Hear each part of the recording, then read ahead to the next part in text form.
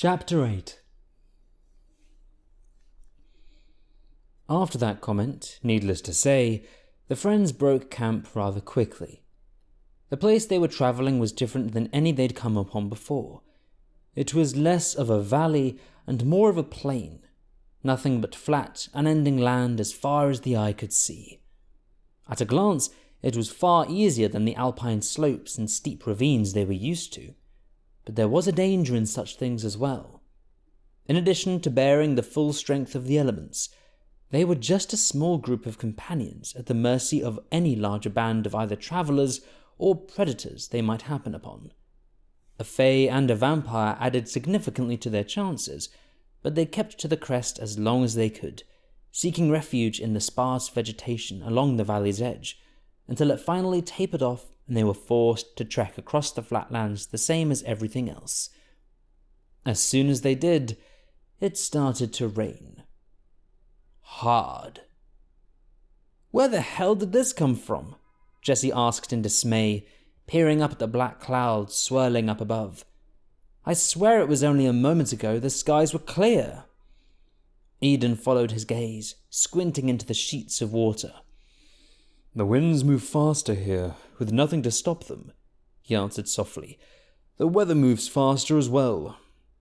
His eyes flickered nervously to the distant mountains, too distant to reach with any amount of haste.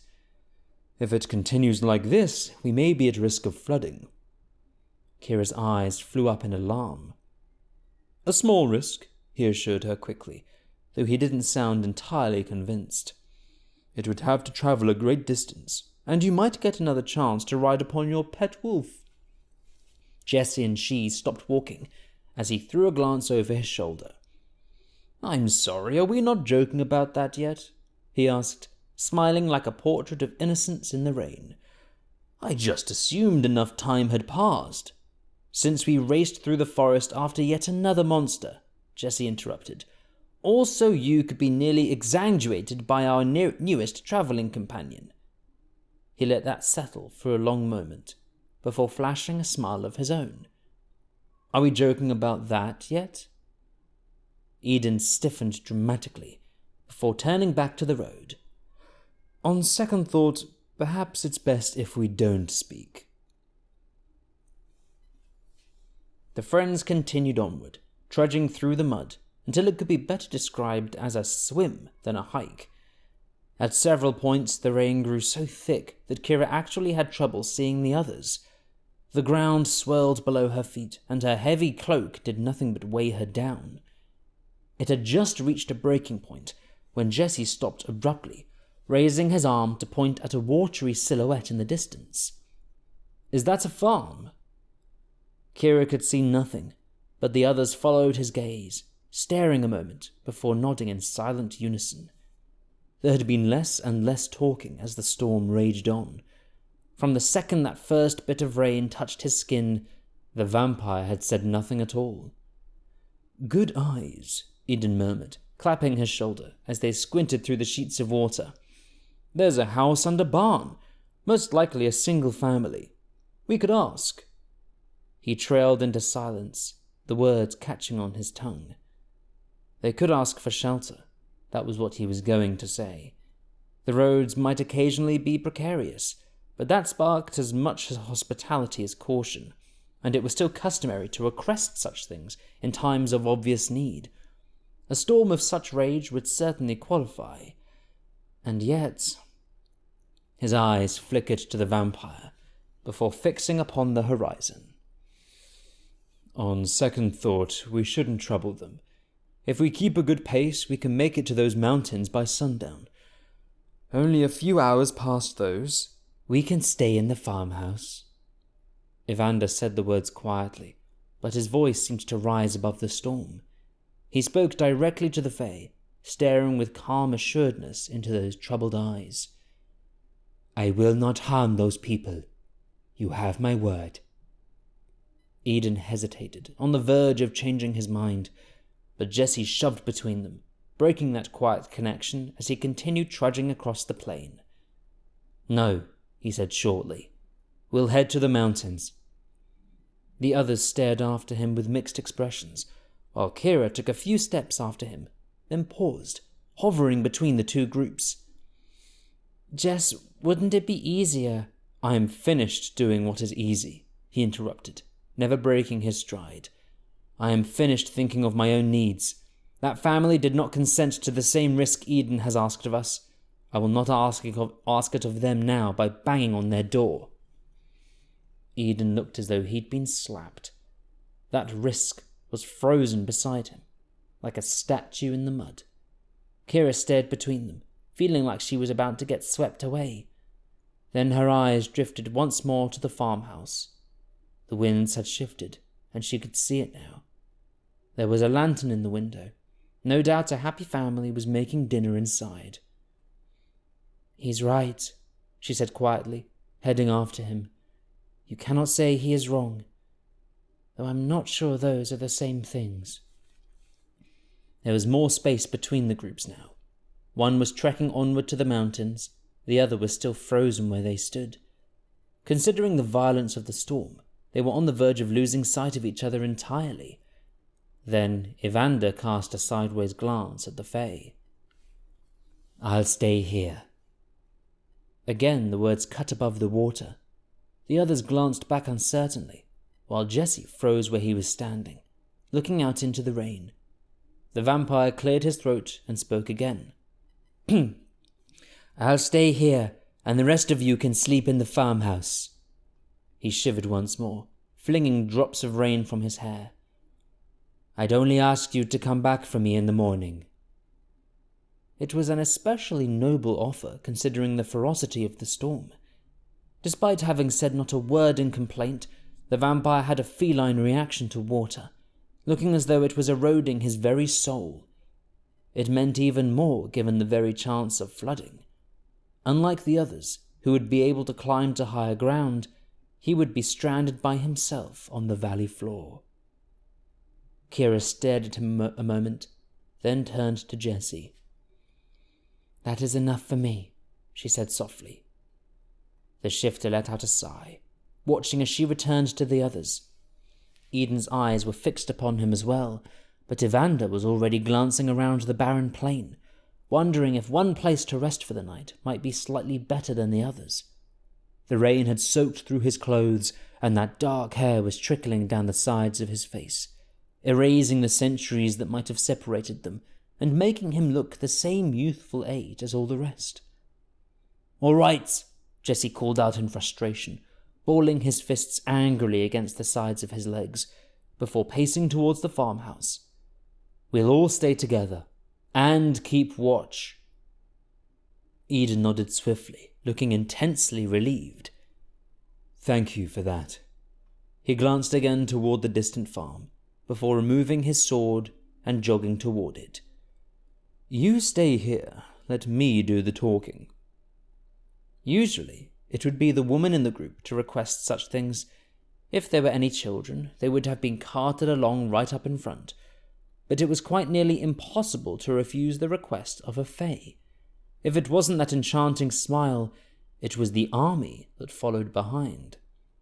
Eden used the smile, and it got him farther than most. "We will not be sleeping in the farmhouse," he announced, appearing so suddenly beside them that Kiera grabbed Jesse's arm in alarm. "We will be sleeping in the barn. That was my suggestion," he added casually, eyes flicking to the shifter. "I also purchased one of the sheep." Kiera shook her head in confusion, teeth chattering hard with the cold. "For us?" Eden hesitated, then glanced at the vampire. "Not for us." There was almost a comical silence. Then all four of them turned in unison to the barn. It was hard to ignore the subtle implication. It was even harder not to imagine the exact image of what was meant to happen inside. It was even harder still not to feel deeply sympathetic to whatever unfortunate animal had been selected for the task. "A sheep," Evander muttered under his breath, but he swept ahead of the others, slipping through the door. Kiera took an automatic step to follow, but Eden caught her arm. "Let's give him a moment." "Yeah, that makes sense." The three friends waited for a length of time that seemed reasonable, each of them mentally calculating how long it might take to drain the blood from a fully grown sheep. By the time they decided it was probably finished, the door swung open and Evander beckoned them inside. There was no bloody skirmish to indicate something ghastly had happened. There wasn't even a body, though Kiera had no idea where it might have gone. Despite having stood up to decades of harsh winters and even harsher summers, the barn was a large and welcoming place, with tidy pens for each of the animals and a large pile of straw in the center where they might sleep. "If you have any allergies, best to just kill yourselves now," Eden cautioned slightly, although glancing around for any trace of the corpse. "Otherwise, I don't see this night ending well for you." Kiera laughed in spite of herself, while Jesse's eyes warmed upon seeing the straw. "No, this is better than we've had in a long while," he murmured, unclasping the slick chain from beneath his neck and shaking out his wet cloak. "We must thank the family in the morning." One by one, the others did the same, gradually shedding anything they might possibly do without and hanging it up to dry, before nestling down together in the fresh hay. It was unfortunate they wouldn't be able to light a fire.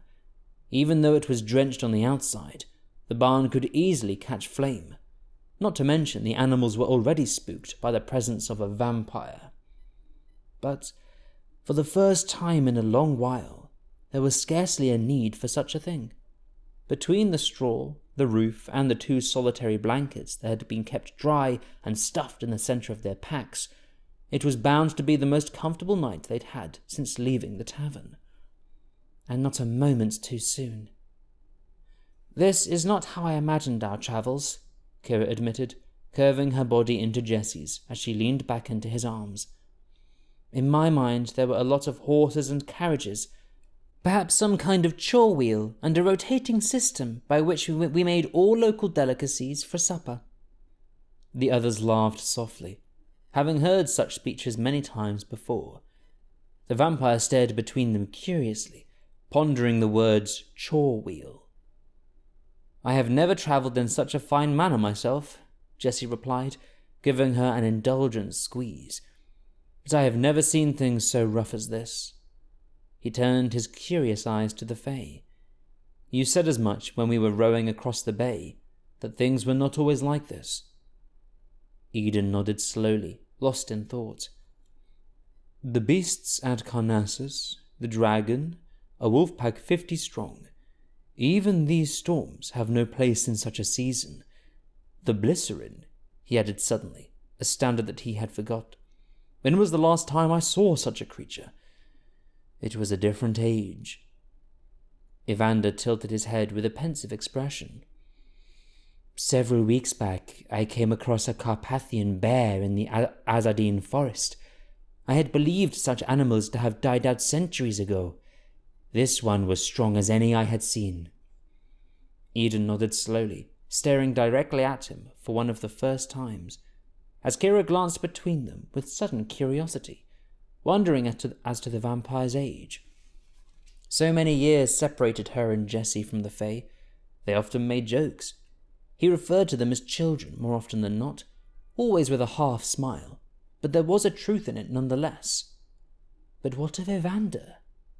One way or another, it made a strange kinship between them, having lived through things the others had not.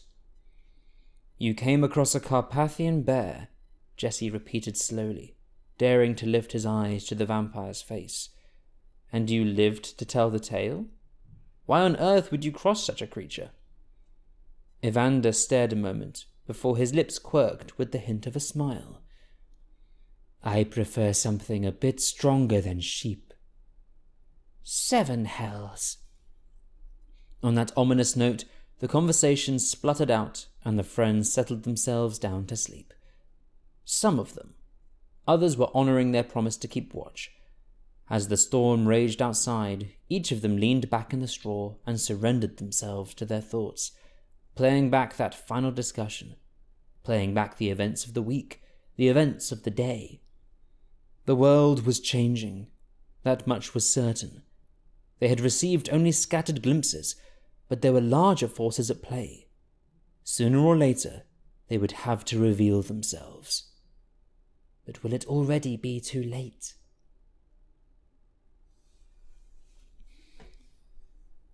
When Kiera opened her eyes the next morning, she found herself alone in the straw. There was an indent where the others had slept, but the blankets had already been folded and they were nowhere in sight. At first she thought they were making breakfast. Then she heard voices outside. Angry voices, saying angry things. Typical start to the day. She swung her legs free and shimmied to the ground, staring in silence through a crack in the wood. It was hard to make out anything Jessie or Eden was saying from a distance, but judging by their violent gesticulations, she guessed it had something to do with their new companion. That's when she saw Evander watching them as well. Oh shit. While the words themselves were lost to mortal ears, the vampire was clearly able to hear each and every one. He stared in silence, not a shred of emotion on that devastating face. Then he whirled around in a blur of speed when he felt the quickening of her heartbeat behind him. Good morning. He forced his features into a tight smile, parroting back the same words she'd said to him that first morning. How did you sleep? She tried to smile in return, but it was more of a wince. The shifter is angry with me, he said, by means of an explanation. Whether or not that bothered him, it was impossible to tell, but there was something about the briskness of the words and the stiff way he was holding himself that made her think it did. Her chest tightened, and she quickly changed the subject. How did you know he's a shifter? She asked curiously. There was no one to protect the vampire from her insatiable questions now. I'm sure we've said it often enough. Eden delights in calling him a dog. But you knew from the very beginning. How is that? Evander stared outside a moment longer, before turning deliberately around. He smells of it, he answered simply. Everything has a smell. Dwarves, goblins, nymphs, men. Shifters are easier to identify than most. She nodded slowly, utterly fascinated. What about Eden? In hindsight, she probably shouldn't have asked. Least of all in the unlikely stretch of time that the two of them had been left alone. But the vampire grew abruptly thoughtful, gazing through the crack in the wood as he considered his reply. He smells like a dream, he answered softly. One from which you never wish to awaken. She glanced at him in surprise, caught off guard by the unexpectedly sweet reply. It was dampened only slightly by the fact that his teeth were pressing into his lower lip. That's nice. Fortunately, the men returned that very moment. Jessie paced straight inside without stopping to look at anyone, while Eden froze in the doorway, looking both surprised to see them awake and uncharacteristically tired. I'm sorry, he murmured, trying to collect himself. I thought you were still asleep. Evander stared a moment, then flashed an unexpectedly bright smile. It's no matter. Shall we get started? Without waiting for anyone to reply, he hitched a pair of bags over his shoulder and swept outside, pausing only to lift his hand in farewell to the couple watching from the window. Judging by their expressions, it was entirely possible that Eden hadn't been quite forthcoming about their odd fellowship, but they raised a hand in return, staring without blinking through the glass. Kiera followed after him, shooting the shifter a dark look. Scowl all you want, he muttered. I know you said a prayer for that sheep. She swept past him, refusing to acknowledge it. I said a prayer for all of us. Chapter 9. Perhaps it was the night spent in the shelter of the barn. Perhaps it was the quiet tension that had come along with it. But the friends made for the distant mountains with the greatest haste, eager to leave the floodplains behind. They were not the only creatures attempting to do so.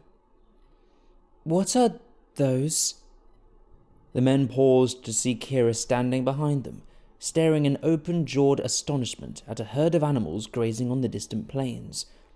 They were shaped generally like bulls, but much bigger, almost like buffalo. They were also disturbingly well armed. Jesse came up beside her, a look of boyish wonder on his face. "Are those horns?" The immortals paused, then doubled back. "They are Gringeen," Eden answered quietly, taking great care not to alarm the animals with the sound of his voice. "It's best to keep our distance. The horns are the least of their weapons." Kiera stifled a shudder, wondering what that meant. "They're heading the same direction that we are. Then we should give them space." Kiera stifled a shudder, wondering what that meant. "They're heading the same direction that we are. Then we should give them space," Evander interrupted, watching the animals with a rather grim expression. "They stampede, and it's surprisingly inconvenient when they do." Words of caution from our resident vampire. The friends gave the herd all the space it could want. "They don't look much different from the bison we had at home." Jesse paced in front, wading through the tall grass that blanketed the base of the peaks. "A little more gruesome, maybe. Those horns were more like spears." He threw a glance at Eden, having never before seen the Fae retreat. "I'm surprised you didn't go running straight through the middle, waving your hands." Even the vampire smiled a little at that, but Eden shook his head with a grin. "I was a boy the first time I saw one," he answered. "I crept closer to investigate. The herd spooked, and one of them cut me." He gestured with his finger, tracing a line from his hip straight up the side of his ribs. "We had a 14-hour ride the next day. Worst 14 hours of my life." They continued walking in silence, making their way off the sun-baked plain and into the cooler embrace of the forest, where the ground was soft and uneven beneath their boots, and the air smelled of damp pine needles instead of windswept hay and mud. Kiera walked a step behind the rest, lost in her contemplations. One hand continually drifted to the side for balance, and every so often she would chew pensively upon her lip. "You'll notice I didn't ask where you were riding," she said suddenly. "You'll notice I didn't even ask where you were traveling at the time. You've given me this frightful reputation, but never once do you appreciate the times." She trailed into silence, as the sound of rushing water filtered through the trees. With the caution of a group of people who'd spent the last 24 hours living in secret fear of a flood, the friends picked their way slowly through the underbrush, coming to a stop on the bank of a large river, winding through the mountains like a seam. Most days, the friends would have welcomed such a sight. A mountain river was a boon for travelers. They could drink the water, find themselves food, wash themselves clean. Most days, they would have considered making camp along the shore, but they had only just begun the day's hike, and no matter their inherent gratitude, this river came with an obvious problem as well. "It's where the Gringeen graze nearby," Eden murmured, piecing it together at the same time. "There is no way to cross. People have not settled here yet, and the current is too strong." "Too strong for you, or too strong for me?" Kiera was quickly coming to learn there was a huge difference between such things. She was also coming to resent that crippling mortality of hers with the fury of a nova. "Too strong for all of us," Eden added graciously, guessing at her thoughts. His bright eyes scanned the bank. "Though I wonder if there's a way I could take someone across," the vampire interrupted quietly. The others turned to him in surprise, but he kept his eyes on Eden. "I suspect you could as well. There is no need to swim." Kiera stared in silence, wondering as to the alternative, but Jesse was predictably against the idea, flashing Eden a fierce look of his own. "What's the matter, vampire? Can't you swim?" Evander drew in a silent breath. "Of course I can swim, if I must," he added, throwing a glance at the rushing current. But there is no reason for such things today. I could carry you over, or the girl, whichever you prefer." "That's a kind offer." She bit the inside of her lip, unable to draw the line between pragmatic and suicidal. It didn't help that both of the men she looked to for answers had come down firmly on either side. "Or the girl," Jesse repeated, ignoring everything else the vampire had said. "Tell me the truth. If your kind is capable of such a thing, do you even know our names?" There was a pause. "That is Kiera." Another pause. "It will come to me. 7 hells. All right, let's just focus on the river." Eden shot a glance between them, looking very much the same way he did with the Gringeen, like such things required great space. "I could cross myself," he admitted, "but I'm not sure if I could carry someone with me." The shifter squared his shoulders. "Then let's find another way," he said simply. "There is rope in my pack. Could we not—" Before he could finish the sentence, Evander paced forward with a scarcely concealed sigh, ripped the pack off his shoulders, and found the rope with a single sweep of his hand. The shifter was still registering the sudden proximity when the vampire shoved one side of the coil into his chest, glanced up at the crashing river, then sprang suddenly forward, hurling his body across. It may not have been the flashiest display of ability. It may not have been preceded with a grand wind-up like everything else, but Kiera found herself gaping in sheer astonishment, watching as he hovered for an eternity above the river, before touching down lightly on the other side. He waved the rope above his head, then tied it to the base of a tree. "Enjoy your swim." The three stood on the opposite bank in total silence. Eden was smiling, wide and without restraint, but he checked himself when he felt the eyes of the other two. "Shall we?" Only about a minute later, Kiera was seriously regretting not taking the vampire up on his offer. The water bit into her the second it made contact with her skin, working its way down with a speed and power that bordered almost on the absurd, before settling somewhere deep in her bones. Her teeth were chattering, her limbs were shaking, her fingers were so stiff it was a miracle she was managing to hang onto the rope. The only bit of mercy was that she no longer weighted down by her pack. The Fae had tossed those over beforehand. She'd also thrown her shoes. "Still glad he didn't carry you," she hissed through clenched teeth, throwing the shifter a watery glare.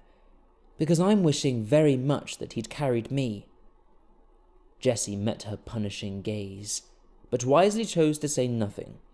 He simply tilted his head at the rope, reminding her the same mantra he'd been chanting since they'd started out. One hand in front of the other. She did her best to splash him. Jerk. "How's it coming back there?" Unlike the others who were slogging through the river up to their necks, Eden was somehow managing to keep most of his body above the current. The rope passed like an easy thought between his fingers, moving him gracefully across. The only reason he wasn't already there was that he deliberately slowed his pace to stay close behind the others. The only reason he hadn't leapt to the far bank himself was the look of subsequent betrayal he would find in the shifter's eyes. Kiera jerked her head in the opposite direction, looking him up and down. "How are you still so dry?" The Fae glanced at himself, before sinking a few inches further into the water. "Is that better?" "Do not patronize me," she cried. "You, with your casual disregard for things like gravity. And you, with your freakish canine strength. Do not pretend this task is equal for us. I am excelling." Something small slipped past her ankles, and she let out a sudden yelp. "I think there's a fish." The men made a commendable effort to restrain their smiles, adjusting their speed once more to suit hers. She wasn't wrong about the inequality. Given the magical barriers that separated them, she had managed to travel alongside them at every step of the way. But she was wrong about other things. things the proud shifter found himself unable to fully let go. "Sweetheart," he began tentatively, slipping into a pet name to cushion the blow. "I hate to correct you at a time like this, but it's lupine strength. Canine refers to dogs." Eden glanced back in shock. "Have I been getting that wrong this whole time? Is that not what you are?" Kiera snorted in spite of herself, moving slowly along the rope. "Really?" Jesse pointed him a look. "Now is the time you wish to make jokes?" The vampire stood obliviously on the shoreline, tracing patterns into the sand. "That's adorable," the Fae murmured with a smile, feeling a great deal of resentment towards the shifter.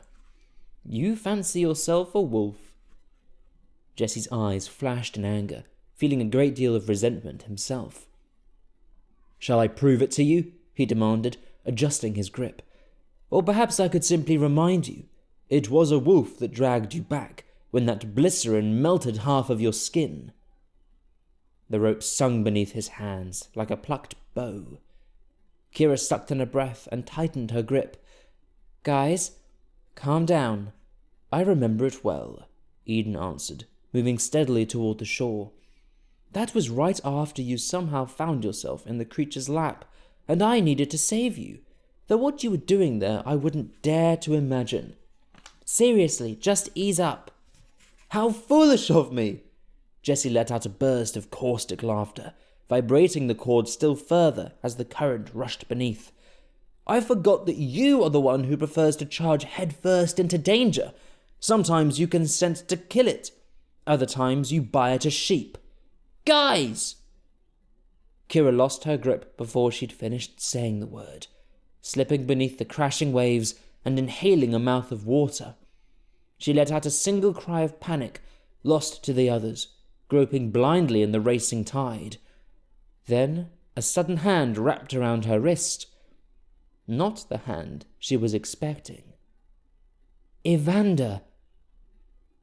By the time she fully registered what was happening, her head broke to the surface and she found herself staring into a pair of dark, immortal eyes. It was the closest she'd ever gotten to the vampire, so close that she could see every flash of panic and fury sweep across his enchanting face. A single glance was enough to see she was unharmed, even if he couldn't hear the frantic pulse of her heart, and with a strength that defied the river itself, he carried her not back to the rope, but several paces further, to the sandy bank of the shore. The instant the others realized what had happened, they abandoned their pace and rushed to join them, reaching the bank at the same time. For once, the shifter had nothing to say. He simply raced across the shore, then dropped to his knees beside the trembling barmaid, gathering her up with the greatest of care and wrapping her tightly in his arms. For once, the vampire had plenty to say himself. "Are you happy now?" he shouted, flinging streams of water from his hair. There was a chance he actually hissed. "Can we leave this freaking river behind?" The words echoed across the stones as Eden raced out of the water, taking in the scene with a pair of enormous eyes. He'd been just a step behind the shifter. He'd been just a second away from catching hold of Kiera himself. His gaze rested upon her only briefly, before drifting a bit further to the bedraggled vampire, bristling on the shoreline like a recently drowned mouse. They lingered there a moment, sweeping over every furious inch. Then he threw back his head with a burst of sparkling laughter, as loud and unguarded as that first breathless smile. 7 hells! He couldn't begin to control it. That was probably the best part. It swept over him like the breaking of a wave, rising louder and louder, as though it had been waiting too long to escape. On the one hand, it was hard to blame him. Never in her life had Kiera seen a crystallization of such pure, unadulterated rage. On the other hand, the man he was laughing at was a vampire, and despite their numerous debates, vampires had a reputation that it was impossible to truly forget. "I'm sorry," he gasped, making a sincere effort to quiet himself. "I'm so sorry." Evander bared his fangs, looking like the devil himself. But that only made things worse. The Fae doubled over at the waist, covering his face with his hands as the others froze in astonishment, half convinced he was about to be eaten in retribution before their very eyes. "Please stop," Jesse breathed, staring as the vampire approached. "Please stop laughing." Like watching a disaster in progress, the couple held on to each other as Evander came to a stop right in front of the Fae, standing in silence until Eden was finally able to meet his eyes. "Do you find this amusing?"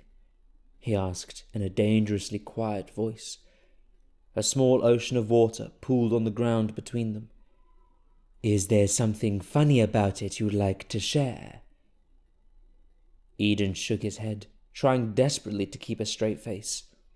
Then a piece of kelp slipped down the vampire's neck, and he lost himself all over again, clapping a hand over his own mouth. The vampire stalked into the forest, kicking the Fae's satchel into the river as he went. "Evander, I'm sorry," Eden called after him, still laughing, then hurried to rescue his bag from the current as the vampire disappeared into the trees.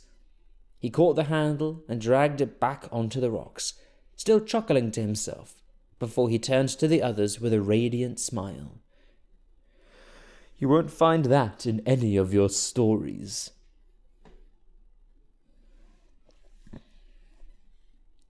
The vampire was still sulking when they found him in the forest a few minutes later, sitting with a glare in a clearing so encased within the towering redwoods there was really only room for 3 people. It quickly became clear which person he intended to leave out. Eden pursed his lips and knelt on the ground in front of him, catching his head with a light hand and extracting a twig from his hair. He held it aloft between them, like an olive branch. "A souvenir." The vampire took it, then crumpled it to dust in his hands. "I will remember just fine." Their eyes locked a moment longer, and a kind of peace was made. When Eden rose to his feet once again, setting about the task of drying their belongings over a fire, Kiera slipped into his place, hovering tentatively before the vampire with her fingers twisting nervously behind her back. It had not been lost that his situation was almost entirely of her own making. It had not been lost that he'd been the first to grab her, leaping headlong into the waves. "I wanted to thank you," she stammered, twists of damp hair spilling down the sides of her face. "I didn't think I was—" She trailed away, shaking her head. "Thank you, Evander. Truly." He glared past her, toward Eden. "How kind," he said curtly. Their eyes met for a fleeting moment before he turned back to her, softening ever so slightly. "There is no need for thanks. Anyone would have done the same." "But not any vampire." She flashed a shy smile, settling down beside him. "That's how I discovered Jesse as a shifter. I was crossing a fast-moving river when the bridge gave way beneath my feet and pitched me into the waves. I was trapped under the water for ages, couldn't break free. He turned into a wolf and dragged me out. Saved my life." The vampire stared at her blankly, then nodded his head. "All right." It was everything she could do to restrain a smile. "This is how people bond," she whispered conspiratorially. "This is when you would typically share something of your own in return." A peculiar expression drifted across his face, and he stared in silence. It went on for so long she was convinced she'd made a mistake in asking, but just before she could apologize, it broke. "When I first came into the camp, I was shaken by all the talking," he said softly. "Every word made me startle. No one had talked to me in a long while." Her lips parted, but she could think of nothing to say in return. After a few seconds, She flashed a tight smile and nodded briskly, proceeding to wring the water out of her clothes. He'd spoken quietly, but the words had carried. Eden was still watching from deeper in the trees. He had frozen in the process of gathering firewood. A jagged piece of kindling was dangling from his hand, but he hardly seemed to notice. His eyes were fixed upon the vampire, shining with an emotion that his friends had never seen, one that lingered long after the conversation was over, one that clung to him like a dream. It was still relatively early in the day, but the friends were tired from the river and in need of fresh meat to hunt. They set up camp only a few hours later and proceeded to go about all those tedious logistics of travelling that Kiera had never considered before. In her mind, it had been all capes and stories, warriors riding upon great stallions, slaying monsters and braving unspeakable dangers with nothing but a flash of their sword. There had been plenty enough of that, minus the horse. But there were other tasks to consider as well.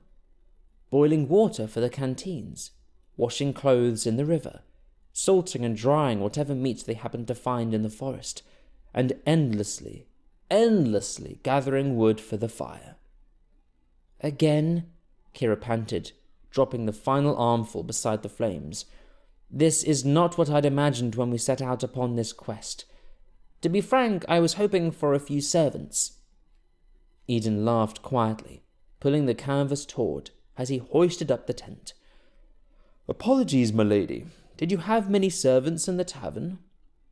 I should have. They would have been bloody useful. You worked in a tavern? Evander interjected curiously, watching them from a high perch in the branches of a tree. They had been startled at first, when he'd leapt up there to settle, but now it seemed as natural as anything else. Is that why you talk so much more than the others? The Fae threw his hands up in triumph, as if that settled the matter once and for all. As a chestnut wolf loped suddenly into the clearing, it was dragging the remains of a badger, which it deposited in the Fae's lap, before trotting over to Kiera and licking her upside the face. You are disgusting, she laughed, pushing him away. There is still blood on you. The second the word passed her lips, she froze with sudden nerves, lifting her eyes to the vampire. He was watching the spectacle like everyone else, but didn't appear particularly fazed by either the wolf or the crimson trail that followed him from the trees. Quite the contrary, he hopped down lightly, taking the mangled animal from the Fae's revolted hands. Shall I bury this for you, or would you prefer to smoke it over the fire? Kiera glanced over in delight. A joke? Did our vampire just make a joke? Eden was still glaring at the shifter, wiping tufts of matted fur from his cloak. There are other things we can bury. The badger we can eat. The vampire flashed a faint smile. I'll take the first watch then. Give my clothes a chance to dry. It was a noble offer, especially considering how desperate each of them was to get some rest. But Eden cast a quick look at the shifter, before catching Evander by the arm.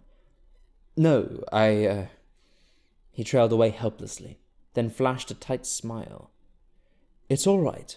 I'll take the first watch and the second. You can get some sleep. Evander stared at him intently, before turning around just as Jesse shifted back and reached for his pants. He'd just gotten them buckled when the vampire appeared suddenly in front of him.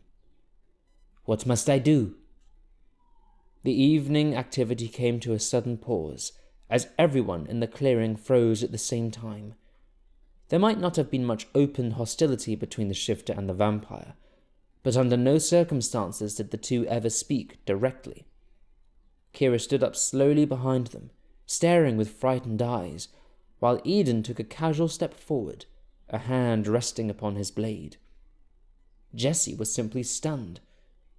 What do you mean? He won't sleep after what you said to him, Evander replied quietly. Even when he finally settles down, he doesn't close his eyes. He just lies there, watching me. Eden bowed his head with a flush as Jesse stiffened defensively. He doesn't trust you. You don't trust me, Evander countered evenly. And he needs to rest. What must I do for you to grant him a reprieve? What must I do to make you trust me? Jesse considered him for a long moment, then drew his sword. In a flash of silver it was between them, balanced carefully beneath the vampire's jaw. Eden took a quick step forward, but Kiera grabbed his arm. Something is starting here. Let us not hasten it toward an end. You could take this out of my hand, Jesse said quietly, pressing the edge of the blade to the vampire's neck. You could kill both of us and simply have him. Evander nodded slowly, never looking away from his face. Nothing to stop you. Nothing to get in your way. Another silent nod. But you don't.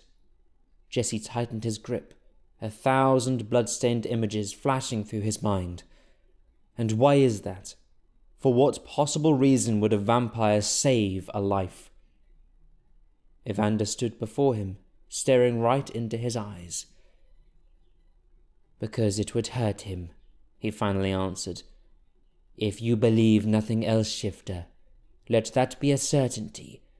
You can trust that I would never cause him pain.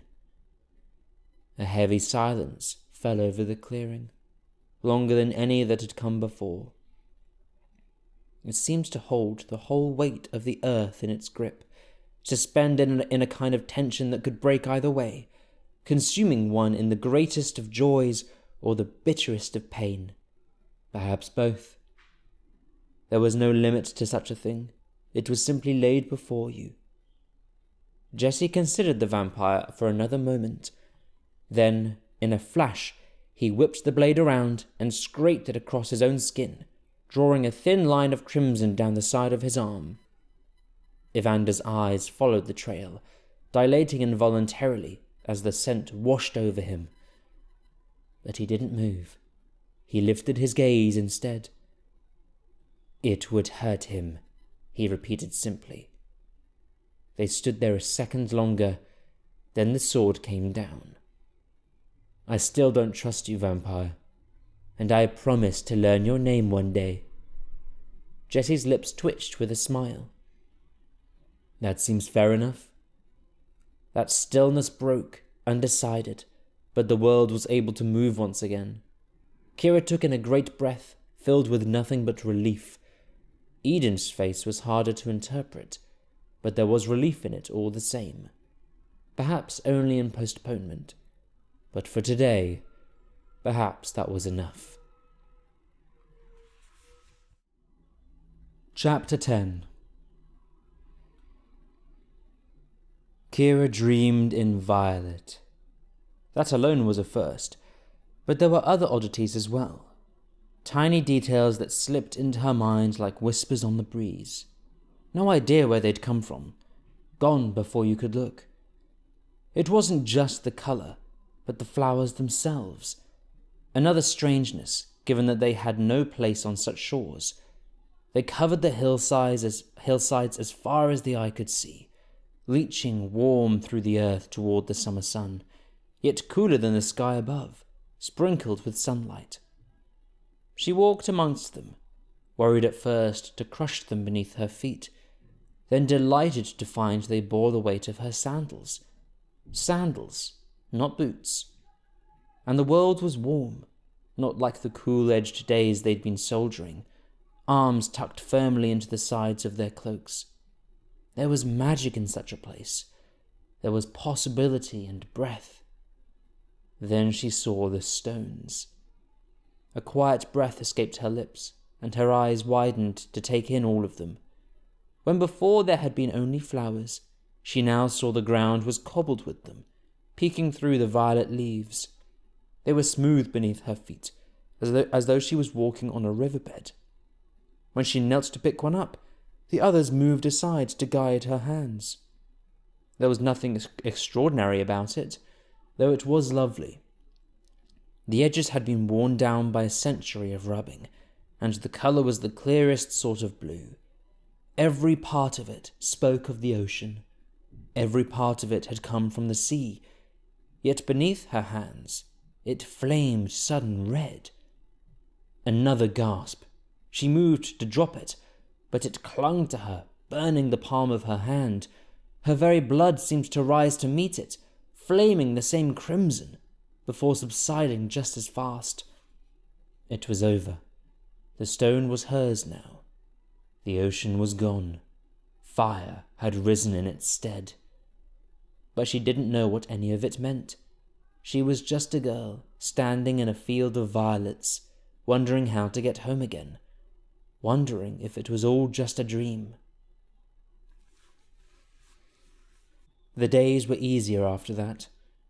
The sun came and went, the nights passed without incident. The hours were spent in the same ceaseless rhythm that had guided so many travellers before. Up one mountain, then down another, across a ravine, through an evergreen thicket, hours upon countless hours trekking toward the distant horizon, walking the same trails, gazing up at the same endless sky. Under Kiera's cheerful prodding, new details of the vampire came to light. Tiny things he let slip or were forcibly dragged out of him, as she bobbed happily along beside him on the trail. He was from a land in the south, but he did not wish to speak of it. He had no brothers or sisters that he knew of, and they would leave it at that. He had no preferences or favourites to think of, save for an inexplicable smile at the smell of jasmine. She found him a sprig the next day. Most of what she learned from the vampire was through his fixation with the Fae. The mere sight of Eden was enough to brighten him, to gentle him, to make him joke or laugh or bring a smile to an otherwise expressionless face. There were times when he tried to get the Fae's attention, other times when he preferred to stay unnoticed on the periphery, merely to watch. Whether it was that immortal beauty, the restless spirit, or merely the same wondrous trance that had gripped him in the first day they met, there was no taming the vampire's regard for the Fae. If only it was returned. Kiera packed up the last of the cooking utensils, watching in silence as Evander debated striking up a conversation, finally worked up the courage, only for Eden to sweep right past him onto the trail. Whether it was intentional or not, she would never know. But there weren't many things that escaped the Fae's attention, and that sort of reverence was a hard thing to ignore. Ironically enough, the showdown with Jessie had proven the catalyst. A weight of expectation had fallen upon the unlikely pairing, a weight that one of them was unwilling to acknowledge, a weight the other was unwilling to forget. "Have you packed?" she asked brightly, rousing Evander from his disappointment. He startled ever so slightly, coloured with a touch of shame, before answering the same way he did every morning. "What is there to pack?" She flashed a smile, gesturing him to the trail. "That's the spirit." Unlike the others, the vampire had joined the little fellowship with no possessions to his name. He did not even travel with weapons, though there was little reason he would need them.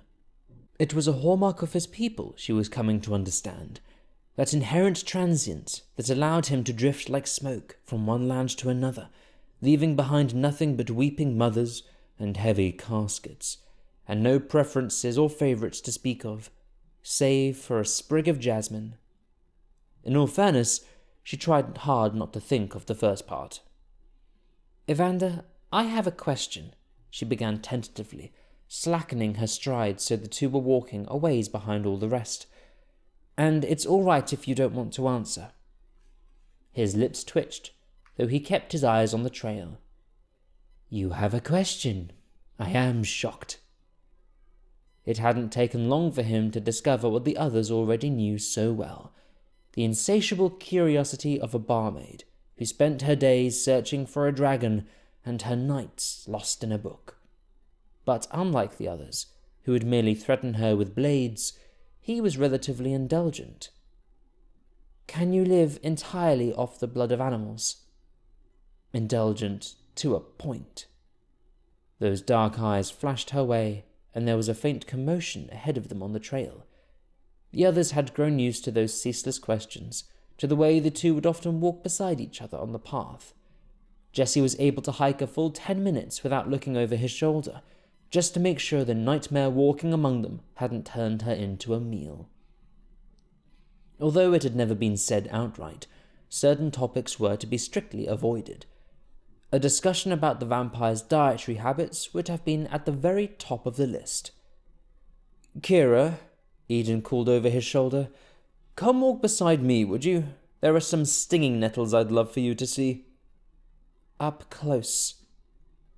She flashed him a glare, then turned her gaze back to the vampire. "I don't mean to offend you," she said quietly, studying his face to determine whether or not she'd succeeded. "I just don't understand. You walk beside us, sleep beside us. You have committed yourself to our cause. Do you not value the company? Would more of your people not enjoy the same thing if only they could restrain themselves from drinking a different kind of blood?" There was a hesitation in his step, and he looked at her again. This time his eyes were searching, like a restless wave looking for a way to come ashore. "A different kind of blood," he repeated under his breath, mulling it over. After a few moments, he softened with an unlikely smile. "You know the problem with your questions. You string them together like beads on the same twine, but they ask very different things." She held her breath, having never considered that before. "You mortals are always rushing," Eden often said to her, "though I suppose you would need to." She wondered if she was rushing now. "I have committed myself to your journey," Evander continued quietly. "I am undecided as to your cause, and yes, I value the company. Most times." He flashed a quick smile, and a blush rose in her cheeks. "I do not believe many others would value the same thing," he went on, sobering with a slight frown. "The ones I have met had little regard for mortal life, and I doubt they would care to learn any differently. As for drinking a different kind of blood..." His lips parted, but the words eluded him. I am not sure how to phrase it in a way you might understand. You speak of it as though it was some external piece of me, a mindless logistic, interchangeable with any other." He began to say more, then merely shook his head. "Blood is very different." "Yes, but what blood is everything?" It was perhaps for that very reason that Eden appeared suddenly before them, stopping both the walk and the conversation by standing in the very centre of the path. "Come, I found some poisonous flowers." He took Kiera by the wrist, forcibly removing her from the vampire's presence. "I'd love for you to sample them." She followed him obligingly, as if there was any other choice, but she cast a backward glance at Evander, those impossible words searing into her mind. Blood is everything. She didn't think she'd ever forget. "The Joker means safe harbor. Take your pieces back to the boat." Kiera stood with her arms folded in front of an overturned log, staring with a dubious expression at the spectacle happening just beyond. For the last 3 hours it had been raining, the kind of hard, iced rain that usually stopped the day's journey in its tracks. The rain was over now, but the men had devised themselves some kind of game, etching cards on pieces of bark and tiny emblems by notching walnut husks into crude shapes with the Fae's knife. The actual purpose of their little frivolity was fluid at best, as were the rules. "You understand this is utter lunacy, right?" she quipped, having snobbishly declined their invitation. "Jesse has gone round the elderberry 3 times, and nothing has come of his horses." Her choice to spectate had done nothing to deter a constant stream of criticism. "Yes, but I was guided by the light of the north," the shifter countered, waving a half-eaten almond before wedging it back in the bark. "That changes things." "Naturally." Their tokens had already circled the log they were playing upon 4 times each, but it seemed that neither of the players had come any closer to reaching their alleged goal. The vampire had declined their invitation as well, citing the reason that he'd grown past the tender age of 6. "Over the bridge and up the river," Jesse murmured in a sing-song voice, edging his piece forward with a look of the utmost concentration. "Onto the porch where grandmother's waiting." "This has gotten strange. Perhaps you should shift," Kiera suggested sweetly, picking up one of the blackberries that constituted the maker's tent and popping it into her mouth. "It might be easier without thumbs." Jesse flashed a wry grin, picking another and setting it on the log. "If you have nothing but endless critiques," Eden interrupted testily, "perhaps you should read through one of your books. The warriors are decompressing. You couldn't possibly—" His face brightened suddenly. "Jesse, you're on the wayward path. You cannot walk there. You must skip." There wasn't much sense in what they were doing. Half the time, Kiera was convinced they were simply making it up as they went along. But the Fae was clearly losing, for perhaps the first time in his endless life, and he just as clearly lacked the temperament to do so with grace. "What is that murky place in the corner?" Evander asked curiously, watching from a nearby perch. He was avoiding the game the way one might a sick animal, as if such madness was catching. Eden followed his gaze. "That is where the shifter spilled his drink." "No," Jesse countered. "That is the swamp that we allotted for the goblins. I did use my drink to create it," he admitted, "but I assure you it was very much intentional." "Not sure if that helps." "A swamp for the goblins," Kiera repeated with a grin, leaning over his shoulder to peer at the board. "That's rather egalitarian of you, or perhaps just wildly unfair." Her eyes swept over the board, from the hemlock library to the forest made of overturned daggers. "What is this place?" Jesse's eyes glowed with pride. "It's called the Realm." He paused for effect. "Catchy, isn't it?" "I love how you think you created the notion," Eden muttered, sliding his token discreetly toward a pile of chestnuts with the tip of his finger. "It's like you discovered the word. It's literally on the cover of my book, Jess." "It's literally on the cover of her book."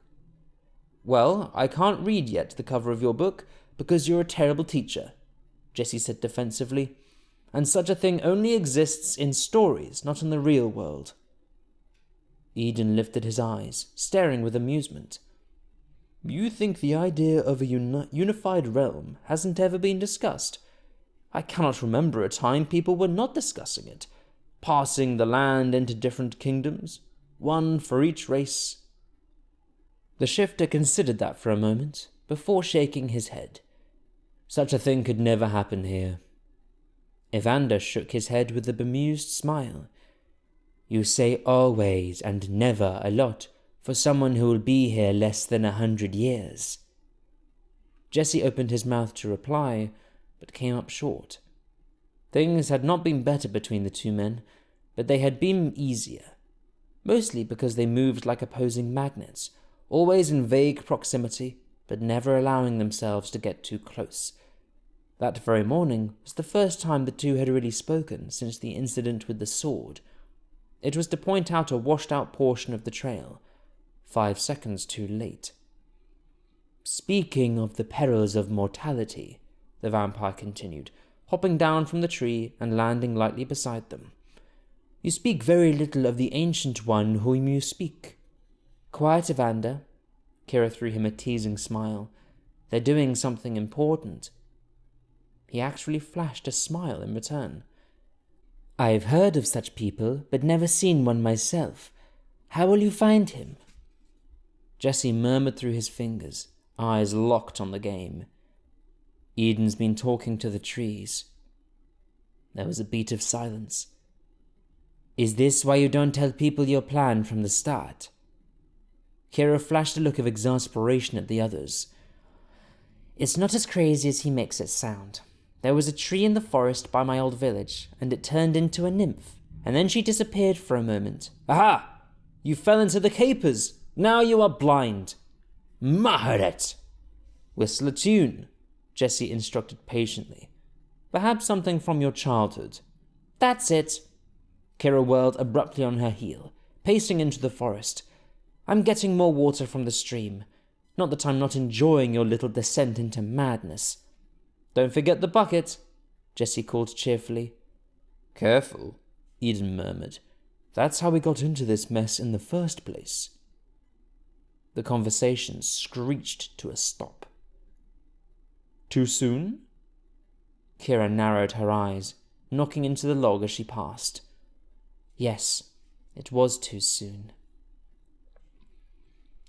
The woods were quiet that particular evening, draped in misting shadows as the last of the sun vanished beneath the looming peaks. Only the occasional call of a nightingale or the splashing of the nearby stream broke the pensive silence. Kiera walked deliberately slowly, cherishing the time. It had been too long since she'd been completely on her own. Back in Cateling, she used to treasure such moments. Those precious hours before sunrise, when the last of the drunks had stumbled home and everything was quiet in the tavern. Those endless treks she made to the woods for kindling and water, wandering back slowly, the bucket splashing against her knees. Ironically enough, quiet moments were hard to come by as an orphan.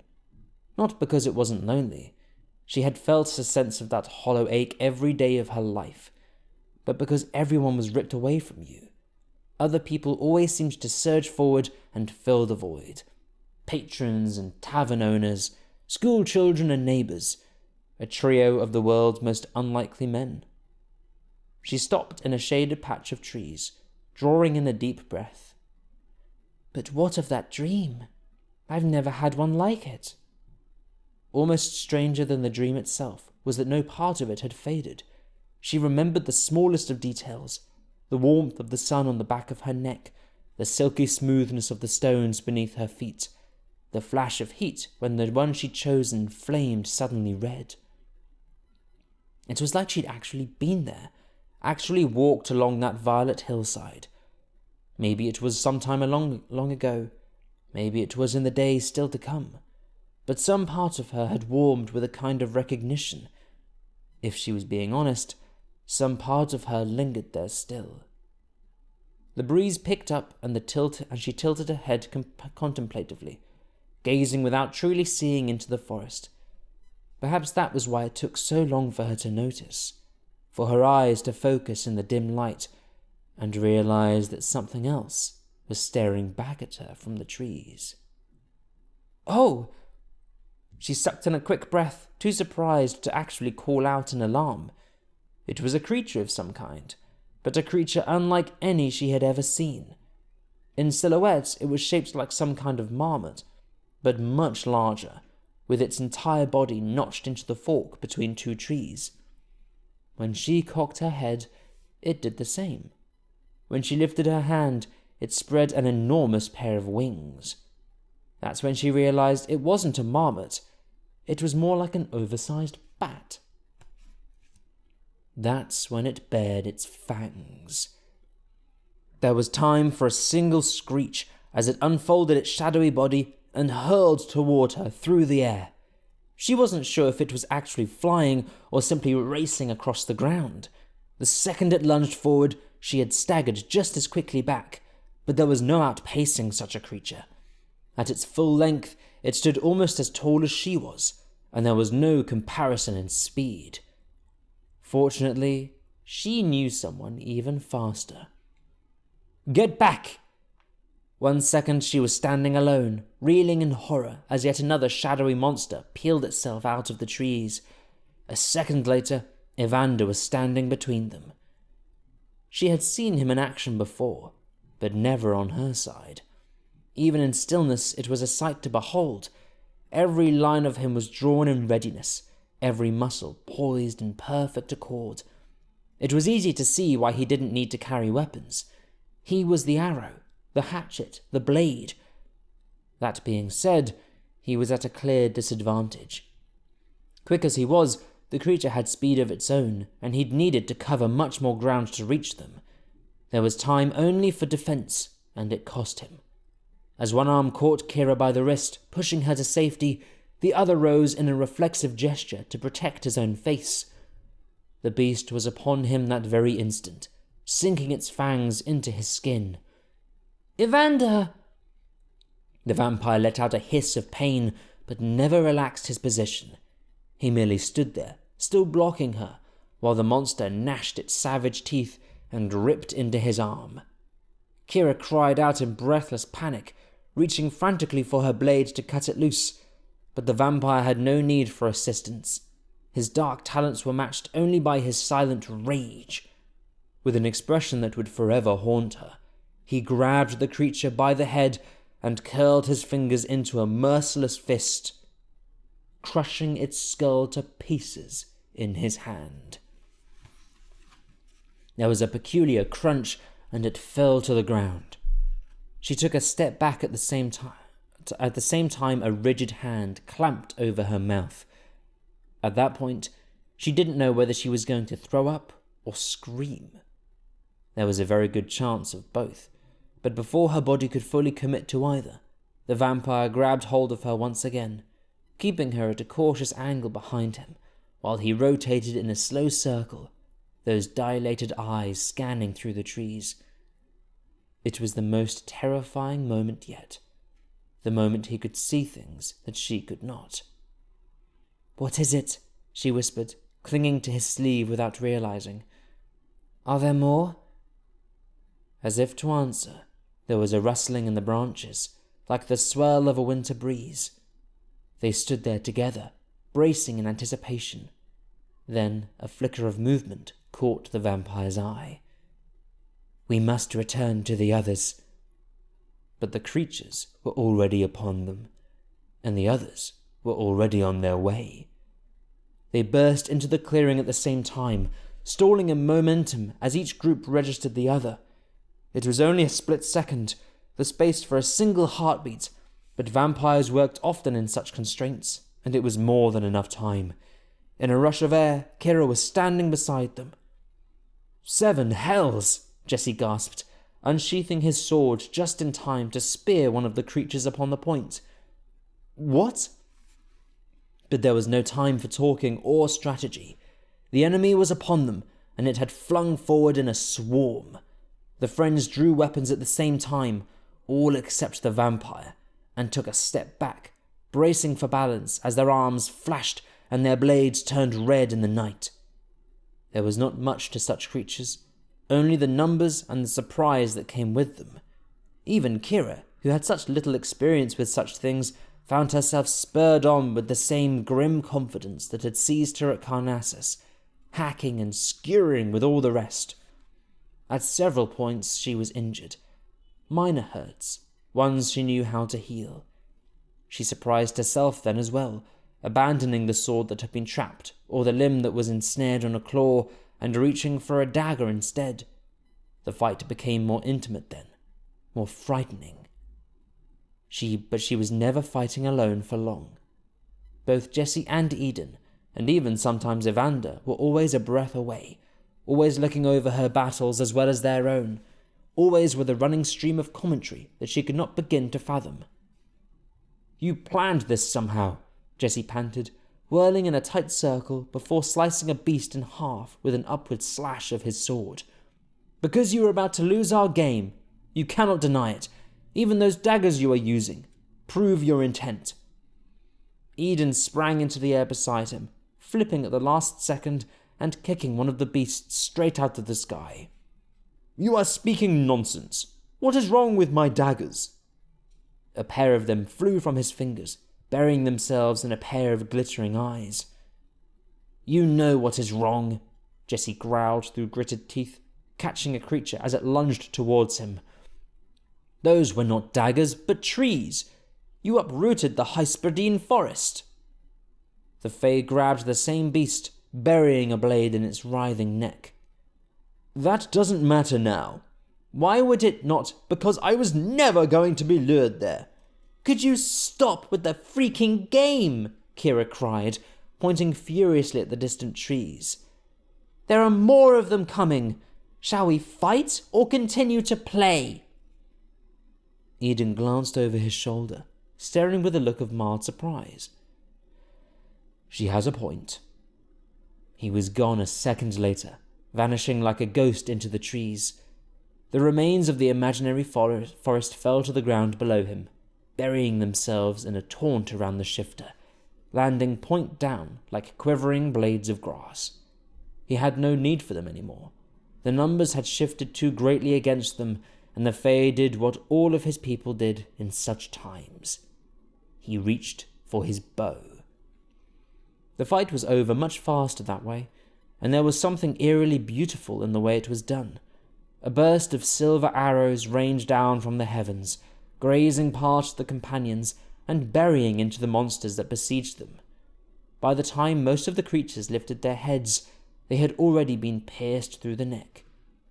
By the time it occurred to the others to run, that deadly aim had found them as well. With immortal precision, the Fae systematically cleared them from the forest, driving them away from his friends, dropping them to the ground one by one. Where the hell did they all come from? Kiera wondered breathlessly, hacking away with her knife as they scattered in panic. It's like we disturbed their hive. It wasn't just the numbers. It was the way they surged together, roving back and forth in great surges, like a flock of frantic birds. Even in retreat, they were still deadly. A pair of them came at Jesse in unison, battering him with their leathery wings, while raking scratches down the length of his arms. A particularly reckless one lunged at Evander, but a silver arrow pierced its throat a second before he could make the kill. He threw an upwards glance at the Fae, on the verge of a smile. At that point, the fight was basically over. While before there had been dozens replacing dozens, only a few of the creatures remained in the clearing, the ones who were either too stupid or too injured to save themselves. The Friends slashed through them with a vengeance, striking down whatever was still moving, as the Fae emptied his quiver and leapt lightly down from the trees. Kiera pulled in a shaky breath, lowering her sword. But that was an arrogance she would soon come to regret, because she hadn't been wrong about them acting like a hive. Every monster needed a mother, and every hive needed a queen. It came out of the woods with unnatural timing, appearing in hulking silhouette the moment that hailstorm of arrows had finally run dry. At least 10 times bigger than any of the smaller beasts it resembled, this one stood tall enough to reach those high-strung branches, tall enough to block out the faint outline of the moon. It took a single look at the bloody grass, littered with the bodies of its spawn. Then it unfurled its wings and let loose a blood-curdling, heart-stopping, ear-splitting roar. The Friends stared back in silence. Then Evander stepped forward and let out a roar of his own. The creature was gone before the echoes finished, turning with such haste that it stumbled a little before vanishing like the wind into the trees.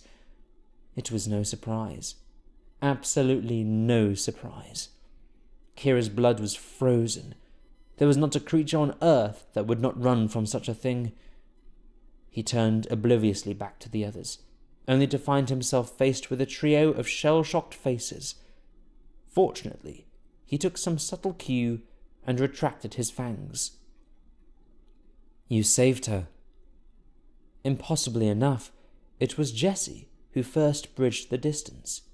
He swept across the clearing and clapped the vampire on the shoulder, not seeming to realize he was doing it.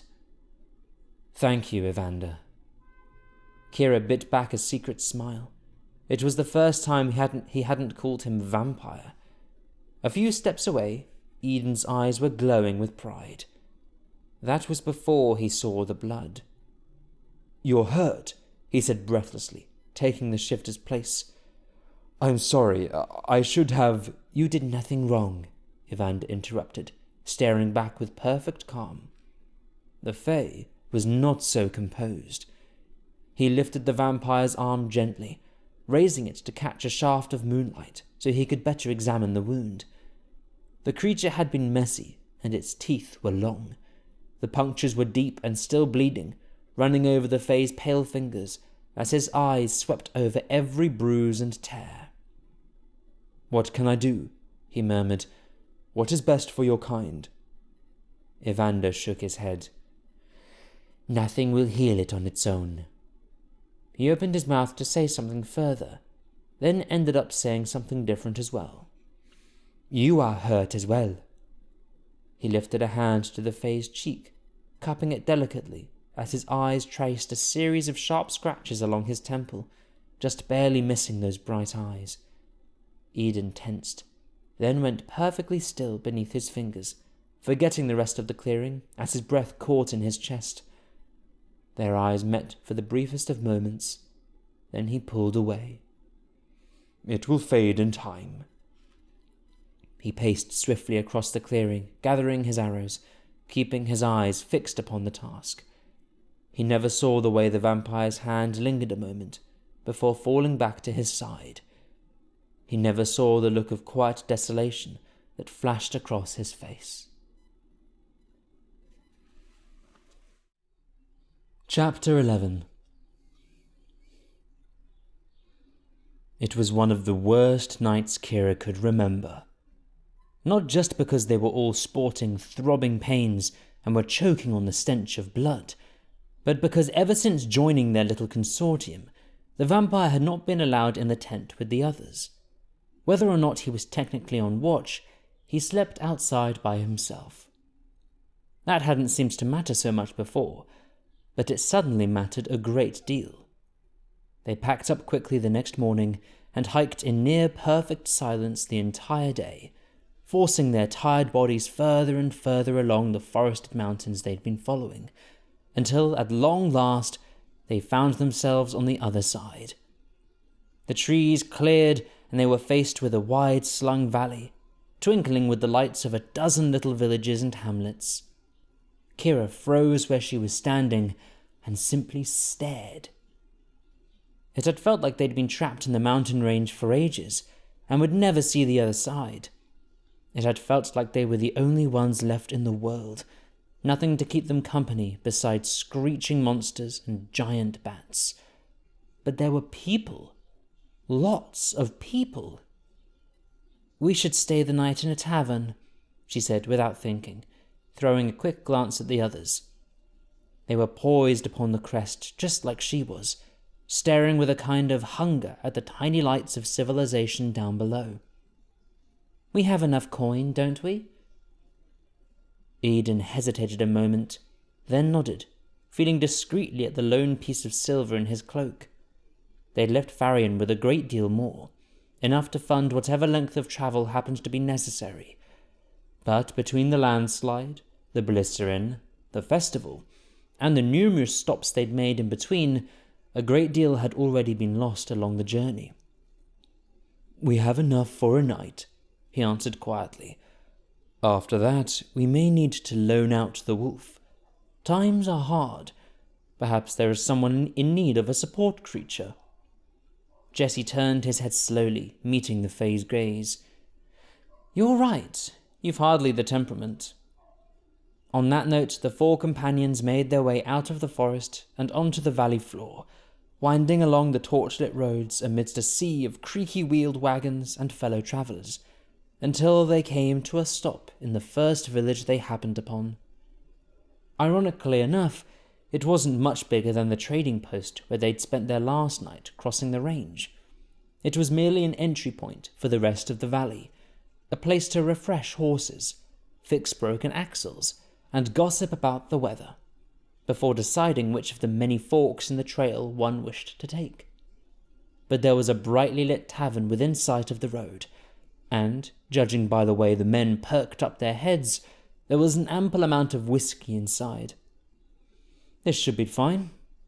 Jesse took a step closer, smiling at the torches lit in the backs of his eyes. "Better than fine. It is perfect. It is my vote we never leave."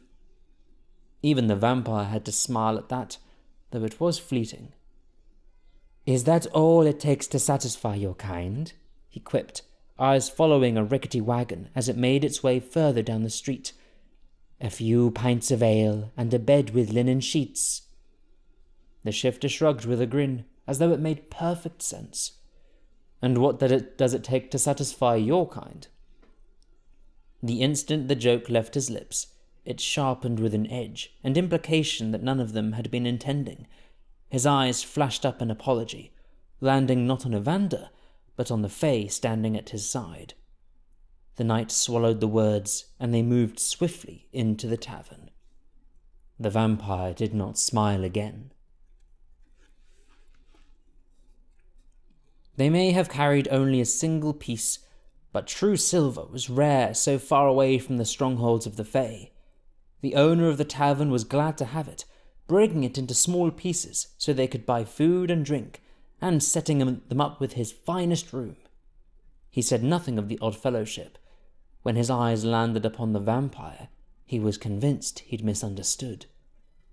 The friends allowed him that happy misunderstanding, and settled themselves at a table in the corner of the tavern, a place where they had full view of the others, while keeping comfortably out of sight. The hour was late, and the rest of the patrons had already been drinking. They were clumsy and loud, yet happy and reckless. Already the table in the corner had caught many an eye. "Those maidens are looking at you," Jesse said slyly, casting the Fae a sideways look. "A few of the gentlemen as well. Why don't you indulge a little? It might improve your mood." The vampire stood abruptly and left the way they'd come. The Fae cast a single look after him, knocked Jesse's drink into his lap, then stalked away in the opposite direction. The shifter stared after them in disbelief. "What in seven hells was that for?" Kiera knocked her forehead against the table. "Could you be less sensitive?" His face went blank. "What?" She rolled her eyes, then gestured pointedly between the vampire and the Fae. "But I thought that was finished ages ago," he said incredulously. "We've been travelling with no further incident. Eden was clear in his refusal. He almost ran the vampire straight through. Now it's the vampire again, is it?" He threw up his hands. "Kiera, he is a vampire. I mean it with no offense." He leaned back in the booth, shaking his head. "Why are women so sensitive?" She flashed him a look. "Why are men such idiots?" He tilted his head, trying to coax a smile. "To provide a balance to the world, someone has to care for us idiots." She shook her head with a smile, unable to dispute it. Truth be told, she was relieved to have the table to themselves. Since that charged moment after the attack in the woods, the tension between the two had been unbearable. It wasn't that either was openly hostile. She wouldn't even say they were particularly angry. They were merely upset. Each one of them, and for very different reasons. "How many times do you think we've been in a place like this?" Jesse asked suddenly, his eyes drifting around the tavern.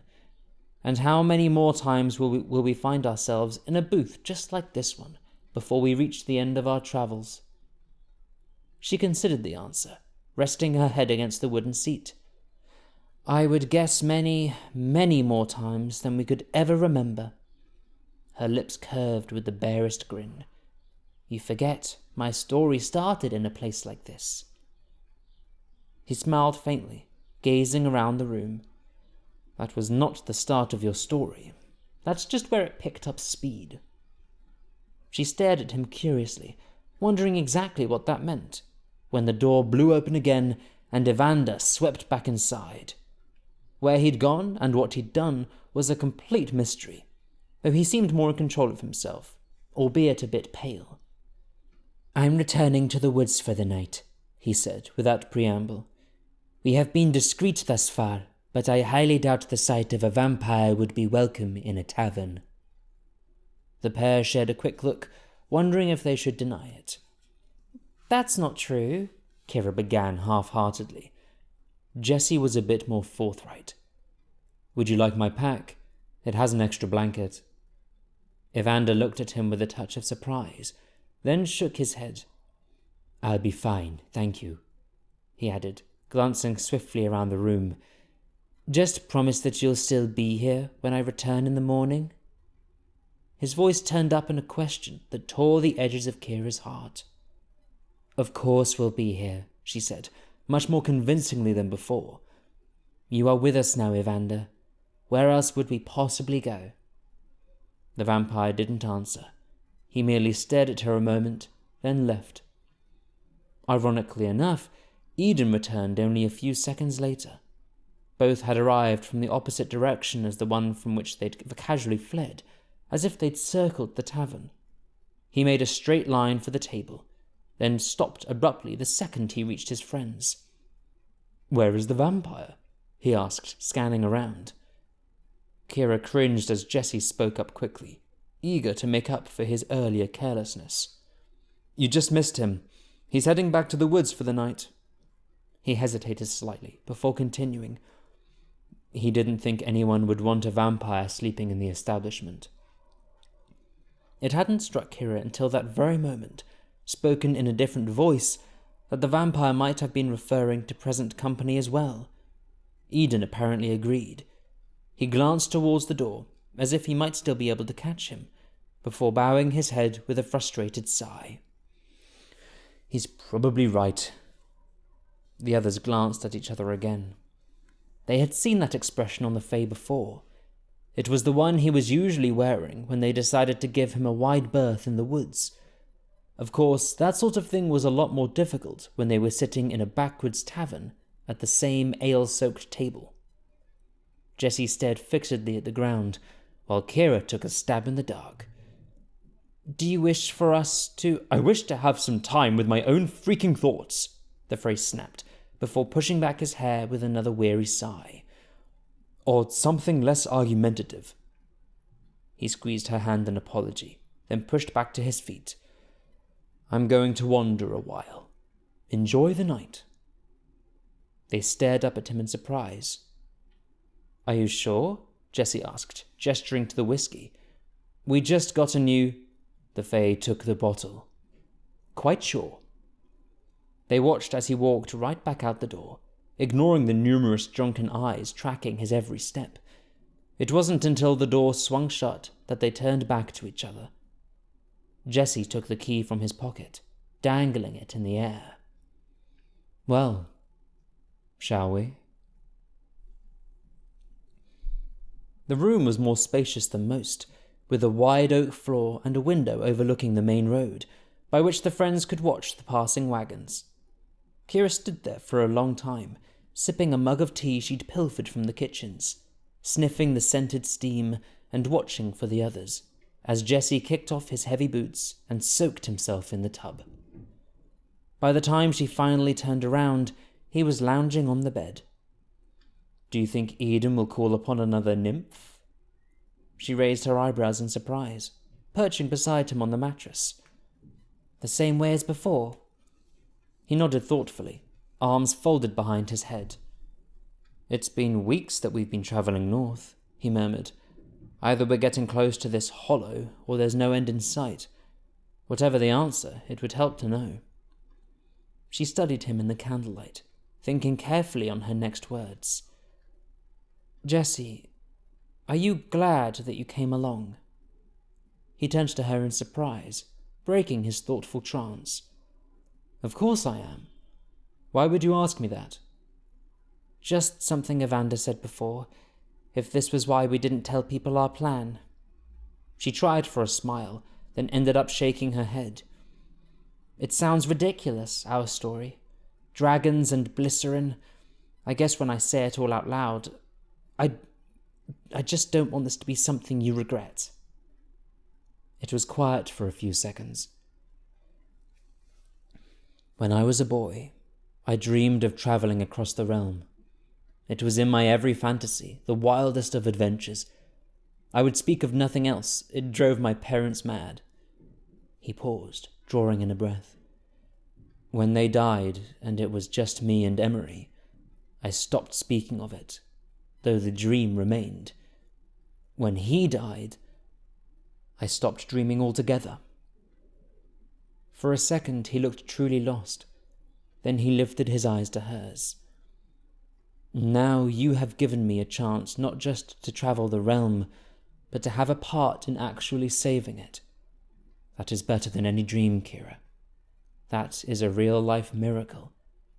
I could never regret it, no matter how many dragons or glycerin we have to keep at bay. I could never regret meeting you." Her face burned, like she'd held it too close to the candle, and the corners of her eyes prickled with tears. She dropped her gaze quickly as he wrapped a casual arm around her waist.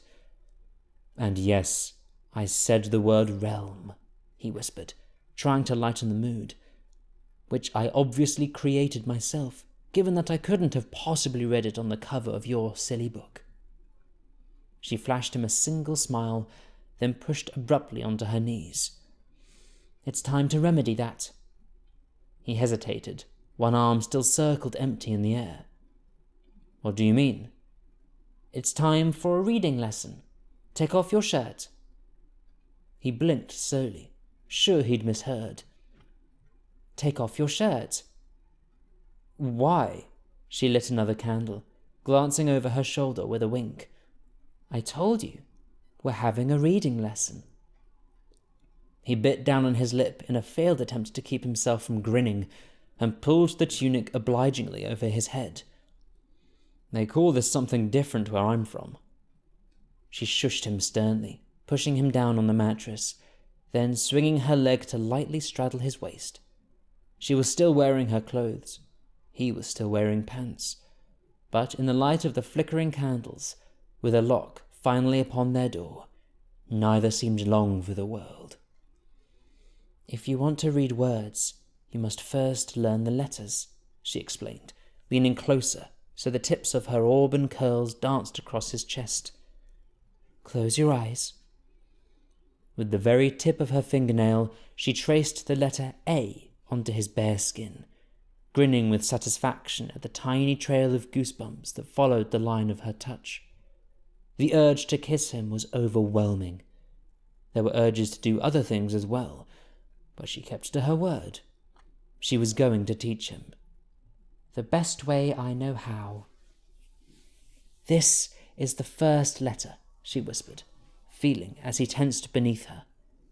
"This is the second, and this is the third." He let out a shivering breath, reaching for her blindly, though she was quick to slap down his hands. "Take this seriously," she warned several times, but she was always smiling when she said it, and a part of her hoped very much that he wasn't going to listen. The moon travelled slowly across the sky, and the candles dipped lower as they made their way slowly through the letters, pausing sometimes to discuss them, pausing other times to catch their breath. If he remembered a single one in the morning, it would be a miracle. His skin was flushed, and his heart beat quicker every time she brushed against it with that teasing hand. At one point, he simply let out a moan and dropped his head back against the headboard, reaching not for her waist this time, but for the bottom of her dress. He had kept his eyes obediently closed the entire time, never peeking, but every muscle in his body was tensed to the break. "This is one of my favorite letters," she breathed, feeling rather overwhelmed herself. Her nail carved a wide curve into his skin, dipping much lower than before. "The letter J, for Jessie." Her finger vanished beneath the line of his pants, and there was a hitch in his breathing. His body arched ever so slightly to meet hers, and he bit down hard upon his lip. She grinned shamelessly, relieved he couldn't see. "Do you feel that?" she teased. He started to smile, but he was breathing too quickly. Instead, he simply shook his head with a look of vague confusion. "I must have missed it. Could you do that one again?" She reached down obligingly, but he caught her hand. At the same time, those green eyes flew open, staring with burning intensity into her own. "Enough lessons," he panted, pulling her closer. "It's time to play." Despite having gone to bed hours before the rest of the tavern, Kiera and Jessie didn't actually get to sleep until the early hours just before dawn. They woke up in a tangle, legs wrapped around legs, fingers knotted into hair. She opened her eyes slowly, and he flashed a sleepy smile. They picked up their lesson where they left off. When they finally made it downstairs, an hour or so later, the crowded room from the night before was basically empty. They waited around for a bartender, wondering if it was possible to get something warm to drink, then gave up and wandered outside, only to find Eden standing in the street. He was leaning against the wooden post of the blacksmith, a single apple in his hand. He gave it a bite, then glanced up as they approached, flashing a cheerful smile. "Good morning." Jessie stole a bite of his breakfast, while Kiera looked him up and down. "Morning," she echoed. "Where did you go last night? We expected you back." They had put their clothes back on precisely for that reason. He gave a casual shrug. "Nowhere in particular?" His sparkling eyes swept them up and down, taking note of all those tiny details they'd worked so hard to erase. "How was your night?" Jessie handed back the apple with a triumphant grin, while Kiera looked deliberately away. "We had a reading lesson," she replied daintily. The Fae nodded, eyes dancing with a smile. "Is that what they're calling it these days?" He turned back to the road, reassuming his position against the post, and it was only then Kiera realized that he was waiting for someone. A moment later, that someone stepped into view. 7 hells! If they travelled together for 100 years, Kiera didn't think she'd ever get used to the inherent beauty of the vampire. It was almost jarring, standing in such blatant opposition to the picture around him, that he appeared the sole point of clarity in an otherwise muddied world. He caught sight of them almost immediately. "I scouted past the few next villages," he called, pacing gracefully down the street. "If we keep to the eastern path, there's a chance we might... I have something for you." Eden walked swiftly forward, meeting the vampire halfway. There was a tiny jar clasped in his hand, glass with a corked stopper. It was filled with a pale solution, smelling faintly of lilacs. Evander stared at him a long moment, then he glanced at the jar. "What is it?" A hint of colour rose in the Fae's cheeks. "It's something my mother used to make for me. I was always racing around on the beach, scraping my hands on the rocks. This helped with the pain." There was a moment when nothing happened. "You made it?" Eden flushed again, waving a vague hand toward the mountains. "We passed the herbs a few miles back. They were easy enough to find." He held it tentatively between them. The vampire took it in his hand. "Thank you." Eden nodded briskly, taking a quick step back as a wagon barreled toward them, rushing down the street. It was followed immediately by 2 others, rolling just as fast. The friends stared after them in surprise, coming together in the center of the street. "What the hell was that about?" Jessie asked incredulously. The blacksmith wandered out behind them, wiping his hands upon the rag. "My apologies, friends. Please take no offense." His eyes flickered to the well-used swords strung from their belts. "The man's brother has gone missing, and they are settling out to find him." Eden's eyes fixed upon the cart with a touch of concern. "Do they need any help?" "That is a kind offer, my lord, but I'm sure they'll find him." The smithy gave a deferential nod. "There have been many such stories. Just this morning, my apprentice didn't show up for his shift. They were probably just delayed by the last storm. I'm sure they'll turn up in a day or 2. The Fae nodded vaguely, and the man headed back into his shop. "You don't think..." Kiera trailed off nervously, unwilling to put it to words. "You don't think those creatures from the other night..." Jessie took her hand, giving it a quick squeeze. "Those creatures were hungry, and they came from the other direction." He stared after the cart as well. "The man is right. They were probably just held up by the storm. It was silent for a few seconds. Then Eden glanced accusingly at the vampire. "You ate those bards, didn't you?" Evander froze in shock. "I didn't eat them." The trio stared him down. "I didn't eat them." There was a pause. "But you wanted to." At some point between the homemade salve and the Fae's twinkling smile, Evander seemed to intuit that Eden was messing with him. The friend's muffled laughter didn't help. He hesitated a moment with a look of true astonishment, only to cock his head with an angelic smile of his own. "If only to stop that infernal singing." Chapter 12. The blacksmith was right about the storms. No sooner had the friends left the sprawling valley behind and found themselves back in the forest than the trail washed out beneath them and they were drenched to the bone. The winds picked up and the rain began flying parallel to the ground, battering their ears and whipping their faces. The sky itself was so dark with churning clouds, it was impossible to see the distant peaks. For a group of skilled travelers, volatile weather was just another part of the journey. But when that weather began sweeping the mortal members off of their fellowship over the side of a cliff, it was time to seek different accommodations.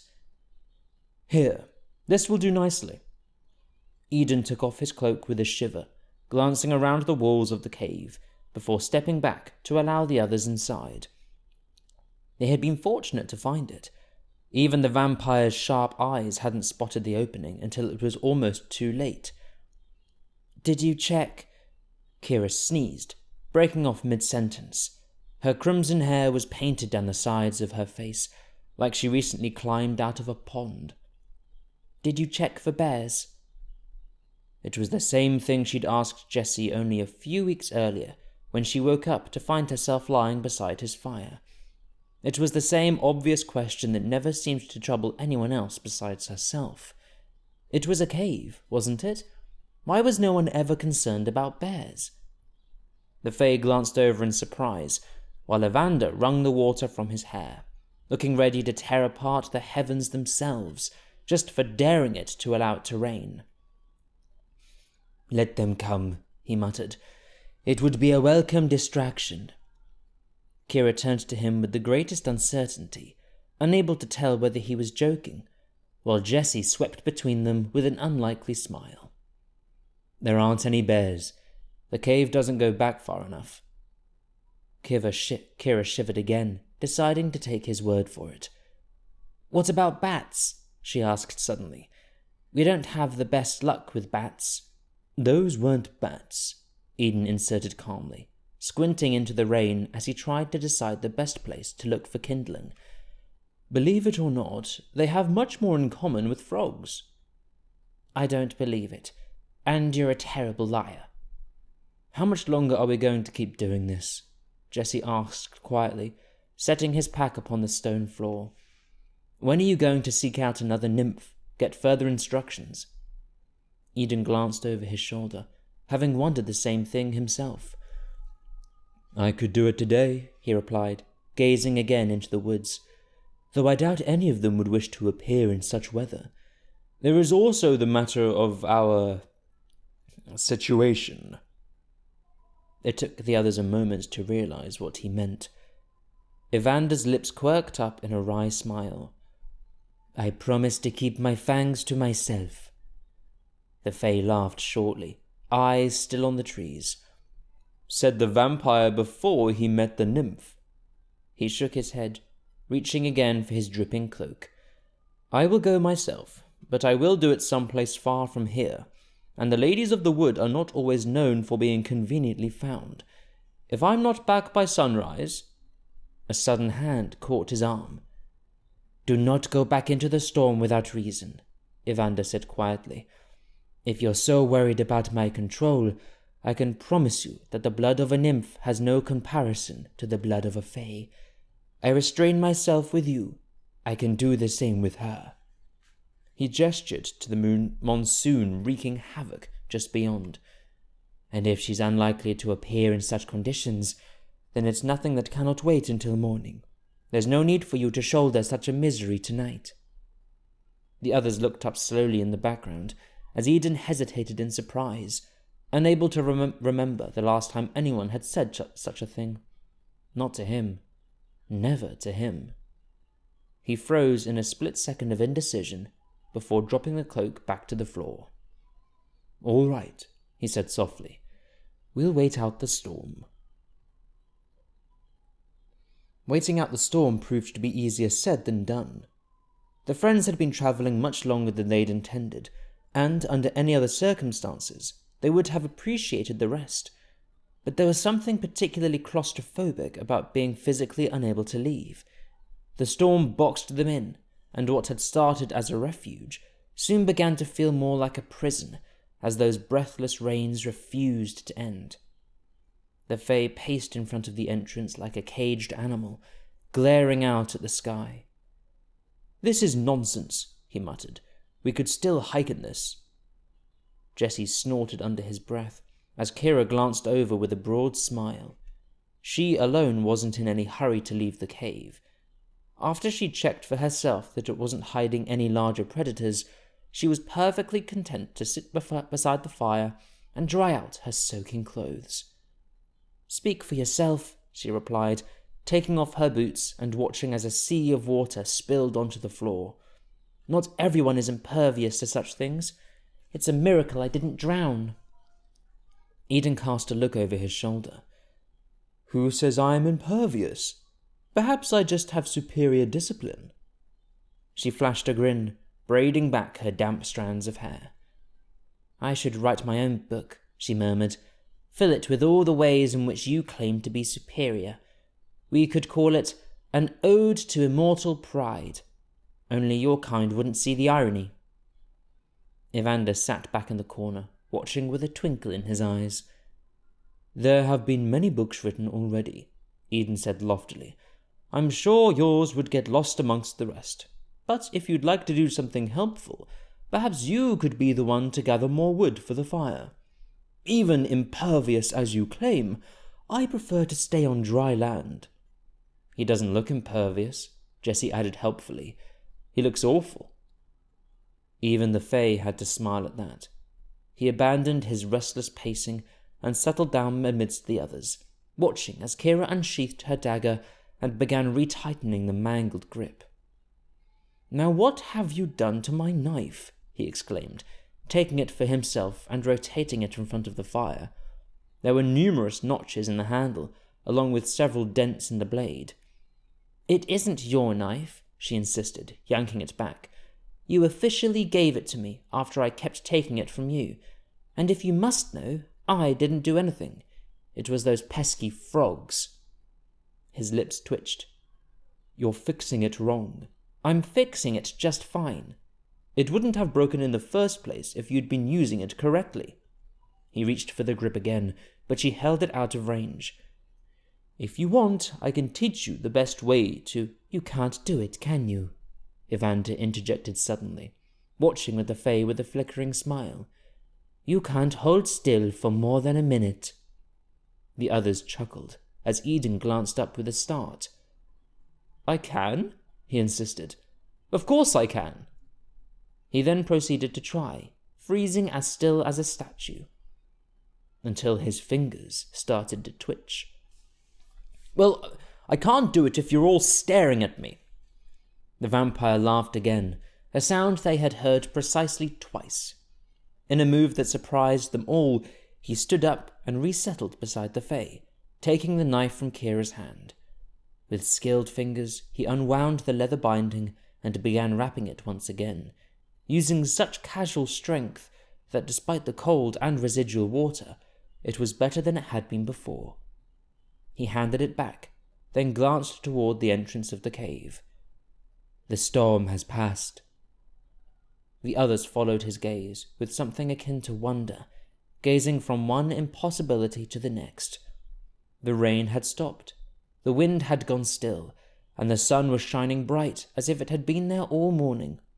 There was a crispness to the air that came in the wake of such things, and despite having been trapped in an empty cave for the better part of the day, the friends found themselves strangely reluctant to leave. They stood up slowly, walking towards the shade's edge. "There is no trace of it," Eden murmured, his bright eyes sweeping from one horizon to the next. "For such a thing to come so strong, then leave so quickly." Evander nodded slowly beside him, arms folded across his chest.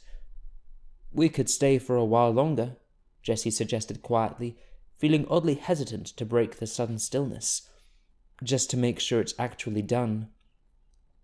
The Fae considered, then shook his head.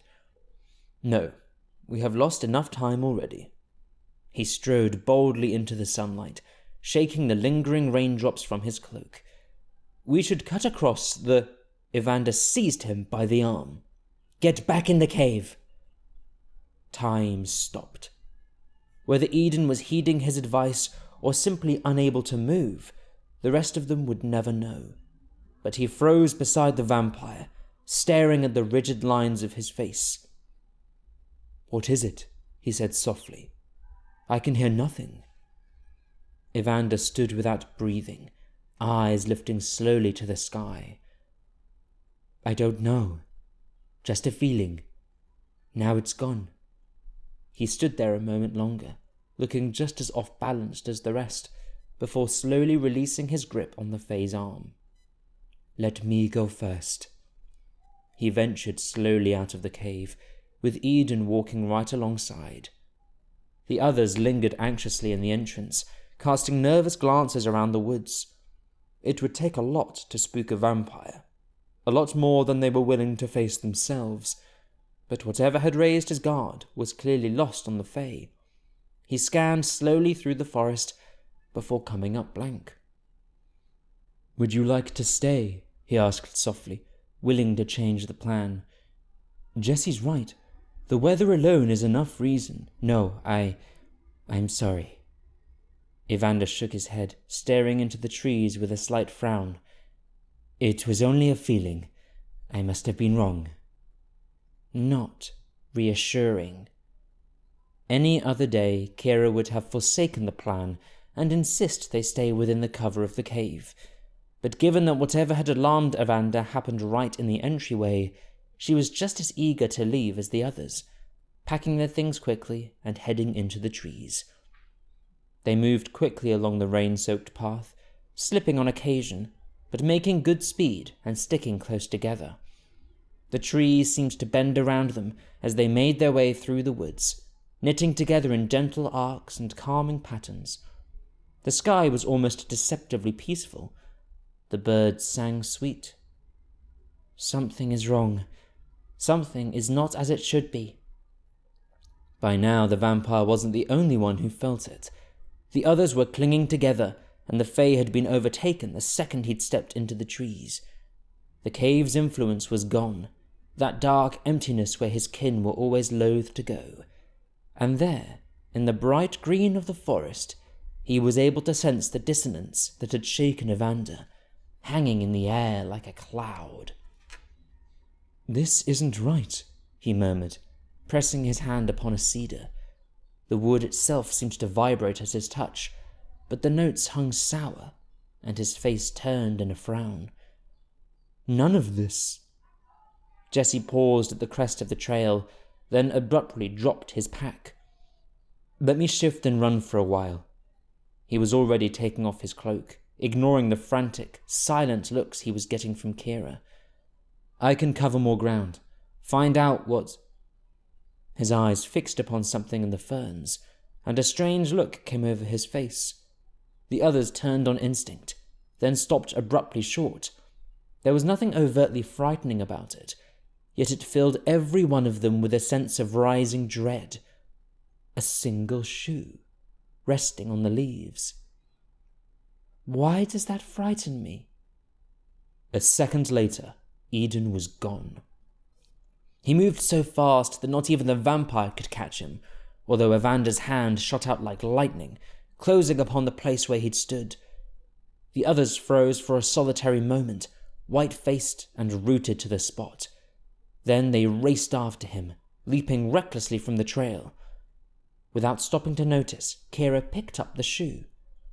Faster and faster they ran, but there was little chance of catching a fae in the forest. The two were made for each other, bonded with currents that ran thicker than blood. The only reason they even knew which way they were going was that Evander had somehow managed to anchor the fae in his mind. Whenever they turned, whenever the ground shifted, his feet were always sure. They ran and they called out as they ran, daring to break that cloying stillness, but they never got a word of reply. Quite the contrary. The silence seemed to grow even heavier as they ran, pressing in around them, pouring into their lungs like smoke, until they were choking for each gasping breath. Then, all at once, they stopped. It was not just them. The earth itself seemed to be caught in the stillness. The rustling leaves hung flat in their branches. The birds had ceased their saturine song. Eden was stopped as well, standing with his back to them, blocking whatever it was that shook him from view. Kiera took a step closer and saw tears running in silence down his face. Then she turned her gaze and saw for herself. Not again. Where there should have been a clearing thick with grass, there was nothing but ash and smoke, splintered logs and fires, occasional bits of glass. Where there should have been a village full of people, they stood upon the edge of a tomb. Nothing was whole. There were only pieces. Fragments and echoes of all the lives that should have been.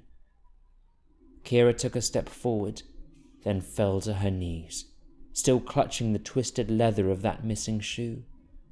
The ground was still hot beneath her legs, scorched with the dragon's breath.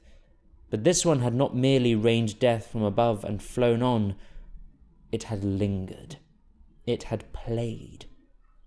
There were prints in the ground, giant tracks tipped with bladed claws.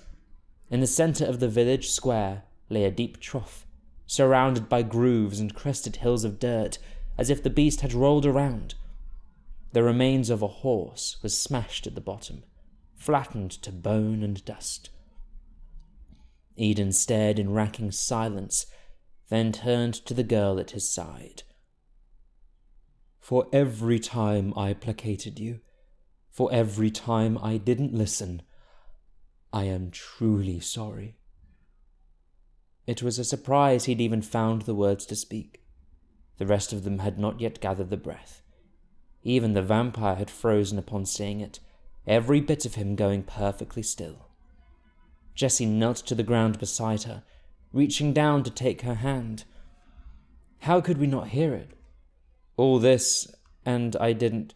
It travelled with the storm, Eden interrupted, drawing in a ragged breath. I didn't hear the wings. I didn't smell the smoke. We were in the cave, laughing and making jokes. I never... He trailed into silence, at a loss for words. Take it from someone who knows, Kiera breathed, her eyes burning as they streamed over in tears. There was nothing you could have done. There was nothing any of us could have done. Jessie eased her forward. There are things we can do now. He was right. Unlike her own beloved Catelyn, there was still something to be salvaged in this village, if you could call it a village, if you could stretch the term salvage. This one had some survivors, if you can call them that. There was a faint moan from somewhere deep in the wreckage, buried beneath the smoking timber and bits of debris. The friends gathered the same breath, then raced over as a single unit, grabbing hold of whatever they could manage and heaving the smouldering planks free. Eden dipped into the space they created, emerging a second later with an elderly woman clutched in his arms. He lay her gently upon the ground, cradled in his lap, as she faded in and out. There was a beast, she croaked, lifting a palsied finger, as if she could still see it in the blackening sky. A dragon. You wouldn't believe me. Hush, dear one. We believe you. He stroked back wisps of her matted hair. Do not think of it now. Think only of the good things. Everything will be well. She held on to his fingers, shaking with the pain. I am frightened, she stammered, those cloudy eyes searching the sky. So frightened. He hushed her again, lifting her gently and kissing away a tear. There is no need to be frightened, he whispered, rocking her like a child. This isn't the end, sweetheart. There is more, so much more. With that, he closed his eyes and painted a picture the likes of which Kiera could never describe. Despite the smouldering nightmare around her, despite the ice-cold flashbacks it triggered in her own mind, she found herself drifting away to someplace better, someplace brighter, a place beyond the smoke. When his voice finally drifted into silence, she opened her eyes to find the old woman had died. Her eyes were still open, and an unlikely smile curved the edges of her wrinkled face. She was still looking forward, searching not for the dragon. The warmth of her spirit had lifted away. He set her down slowly, and Kiera let out a racking sob. How can this happen? She whispered, both hands cupped over her mouth. This morning they woke up and everything was fine. How can something like this happen? Jesse wrapped his arms around her, angling her away from the wreckage as the others drifted to opposite sides of the scorched clearing, searching for survivors buried below the debris. They didn't find any, but they weren't the only ones who were looking. What is that? Kiera asked suddenly, startling in alarm. There was movement at the edge of the clearing. Something was venturing from the forest, something unlike anything she had ever seen before. It moved like something aged, but there was an awkwardness to it as well. She would go so far as to say that it scuttled, like one of those creatures that spent their lives between water and sand. Yet it stood upon two legs and wore a black shroud. She half believed it was a person. That was until she saw its hands. 7 hells, she whispered, backing away. It was blood red. That was the name of the colour. Not crimson, or cardinal, or cherry, or any of a number of things that could describe it. The creature was the colour of blood. Nothing more. What is it? Jessie repeated her question, heart pounding. What is it doing? The friends watched in silence as it clambered along the fire-baked earth, pausing every now and then before coming to a sudden pause alongside one of the bodies. This one was more intact than the rest, barely even burnt. The creature knelt beside it, then lifted it from the ground. Sacrilege! Eden shouted, striding forward. You dare! It raised its head, blood dripping from its mouth. Then it curled back its lips in a chattering kind of smile. The Fae drew his sword, enraged to the point of recklessness. But for the second time that day, the vampire appeared from nowhere and caught him, keeping him safely out of range. I have seen this before, he murmured, holding him back. Keep your distance. Eden wrestled against him. Let go of me! Evander held firm, drawing him backward. I have seen it, he repeated. Its weapons are different than ours. As if to illustrate his words, the creature opened its jaws even wider, a hissing strand of froth dripping from its mouth. It bubbled into the ground when it landed, burning away everything below. Only then did the Fae stop struggling, but the battle was far from lost. With a feral cry, he wrenched himself away from the vampire and pulled the bow from his back, notching the string in the same movement. An arrow sliced the air between them, burying deep in the creature's mouth. There was a strange, gagging sound, like it might retch the thing back up. Its body quivered once, then exploded in a shower of the same acidic slime that had leaked from it before. The friends took a step backward. Kiera covered her mouth. They are scavengers, Evander panted, catching his breath. They come only for the dead. How did he know it? Where had he seen it? Some place that a fellow immortal had never seen one himself. These were all questions for another day. For now, the friends were spent. And more urgent questions bore down upon them. What should we do next? The village was lost, that much was clear. The skies were empty and the dragon was gone.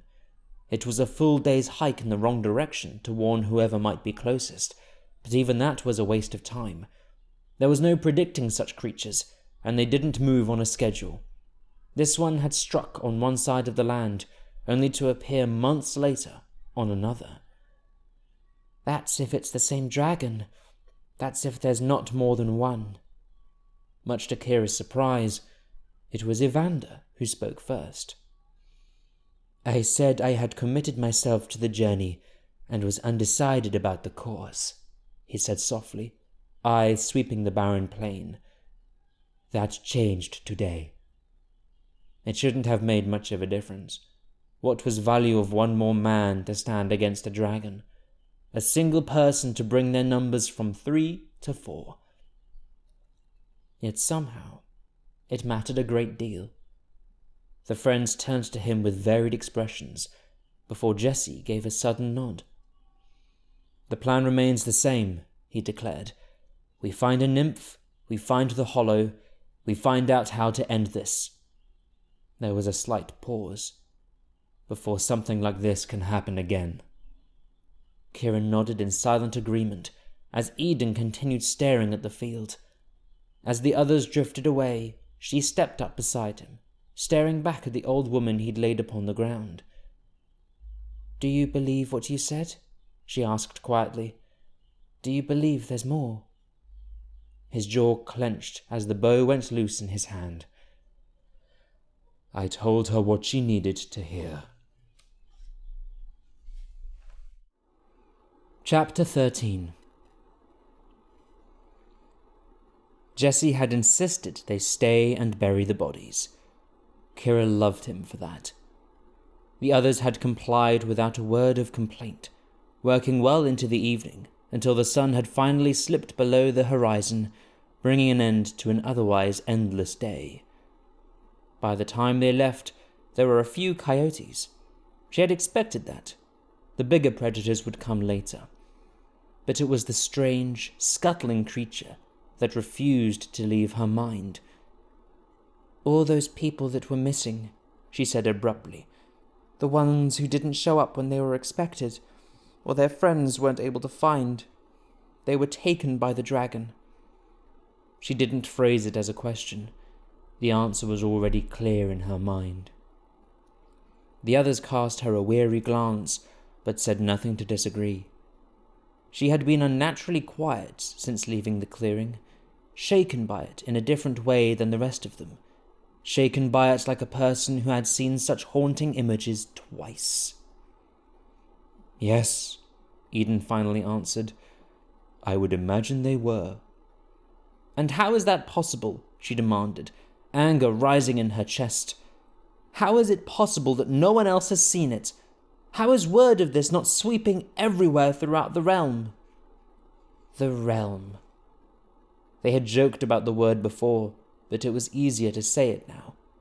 Whether or not the various people had come together, whether or not they had united under a single banner or flag, they were bound together by a single enemy, a common threat with the power to overtake them all. It travels with the storm, Jesse murmured, staring into the distance. Before the dragon struck Catling, there was a huge storm in the area. It washed out the bridge and most of the trails. Kiera's lips parted, and she nodded slowly. There was a pack of shifters staying at the tavern, she remembered vaguely. They had come to assist with the repairs. If they hadn't... There was no point in thinking on that. She thought of it too many times already. A dragon cannot make a storm, Evander argued softly. They do nothing to shape the weather. They are mere creatures, just like everything else. Eden stared between them in silence. "But there is a power to them," he finally murmured. "Dragons are inherently magical, able to channel such forces that most others cannot. There is no way of knowing the limits of power, and this one is already far greater than any we've seen before." He hesitated before concluding, "There is a chance." Kiera let out a tired sigh, shivering in the folds of her cloak. "Yet another question for your ancient friend." "If we ever find him," Jesse muttered. Eden flashed him a look. "That is what we're doing now." For the last few miles, the friends had been wandering the forest with no apparent direction, trailing in silence after the Fae. It was a feeling, he kept telling them. That was the way they would find the nymph. But such vague generalities were torture against the sharp urgency each one felt. He turned suddenly and headed toward a grove of poplars, running his hand along the bark and murmuring under his breath, before leaving just as suddenly for a thicket of pine. When he paused again beneath a curled leaf maple, Kiera had already hitched up her pack to go. But there was something different about this one. His face lightened, and his hand lingered on the wood. "She is here," he said quietly. She. All his nymphs and naiads, all those lovely nature spirits were interchangeable. Sisters to be replaced one after the other, bound in anonymous harmony by a unified she. He took a step closer, preparing to sink to his knees. Then he cast a sudden look over his shoulder. They wouldn't make him say it. In unison, the friends hitched up their bags to depart. "We'll be just over that last ridge," Jesse spoke quietly, as if his voice might disturb whatever delicate magic was about to emerge. "On the slope, by those giant sequoia. Somewhere beyond the sight of the vampire." "Good," Eden nodded swiftly. "I will meet you there." His heart pounded, and he couldn't help but add, "To call upon such a lady is for me to ensure her safety, to give her my word." It looked as though he didn't want to say that last part, especially after the horrors the friends had just seen, but the Fae didn't enjoy gambling when it risked more than his own neck. He and Evander locked eyes for a fleeting moment, then the vampire inclined his head. "And she will have it." They left without a parting glance, heading back the way they'd come into the forest. It didn't take long to find the massive sequoias they'd passed a few minutes back. Despite the images that wore on them, some part of the Fae had thrilled at the sight. "They are incredibly old," he had murmured, older than even he was himself. It's strange, Kiera thought, eyeing the vampire. The way he reveres such things. Every immortal I know has been delighted by those things that surpass them in age. She supposed it was a way of grounding themselves, marking their moment in time. "How is this supposed to work?" Evander asked quietly, glancing back the way they'd come. It was no longer possible to see back to the little clearing, but the others wondered if he could still hear the soft hum of voices. "What happened last time?" Kiera and Jesse shared a look, the same wild-eyed maiden flashing through their minds. "You won't believe it, but the last time she actually..." Jesse caught himself quickly, glancing at the vampire's fangs. "We were too far away to see. I have no idea what happened the last time." "Well done." Kiera shot him an exasperated look, fighting the urge to smack him upside the head. Then the three settled down and prepared to wait. And wait, and wait, and wait. After a long while, Evander stood up and began pacing. In times of uncertainty, his people tended to go very still, but there was something about Eden that always drove him into action. "Is this normal?" he asked tersely. "Is it supposed to take this long?" The others watched his manic pacing, another habit he'd picked up from the Fae. "I'm sure it's fine," Kiera soothed. "They're probably just..." Her pulse quickened as her eyes darted back the way they'd come. "I'm sure it's fine." He was beside her in a moment, startling her with the speed. "Would you go check?" "No," Jessie answered before she could respond. "We just left a village scorched by a dragon, Evander, and these woods seem to conjure some new horror with every league that we cross." The vampire lifted his eyebrows. "Precisely." "You go then," he said shortly. "I'd do it myself, but he wouldn't want to see me there. You need not interrupt anything happening. Just make sure that nothing is... We are close." The friends whirled around in surprise as the ferns parted and the Fae himself emerged from the trees. There was a faint glow about him, as though he'd been backlit by something that had long since faded, and his usual brisk movements were heavy and slow. "We are close," he said again, sounding utterly exhausted. "Very close. Only a few days' journey along the river. She said the sisters will carry us." The words rang out between them, stunning each to the very core. "On their backs?" Jessie finally asked. There was a beat of silence. "In a boat, Jessie." The Fae stared as though he'd gone mad. "Nymphs and naiads are both spirits of nature. Her naiad sisters will carry us along the river in a boat." Jessie nodded quickly, cheeks flaming red. "Right, of course." "On their backs," Eden muttered, too tired to see the humour. "Well, that sounds perfect." Usually one to voice such things aloud, Kiera found herself simply gazing in the direction of the distant waves. They had heard the river now for several miles, the cheerful splash of water over rock, but for whatever reason they had kept their distance. Perhaps it felt irreverent to get closer, to seek comfort in such careless beauty when so many others had been buried under their feet. "They would do that for us?" Evander asked skeptically. "The naiads?"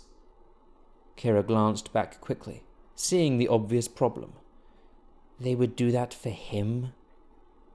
There was a reason the Fae had requested they keep their distance, and if he'd encountered even the least bit of resistance, it was likely that request would cease to be a request at all. Whatever strange twisting of the fates had continued to protect the Fae from the vampire's insatiable thirst, he would not expect it to extend to every starlit maiden that continued to waltz in their presence. There were rules to this sort of thing.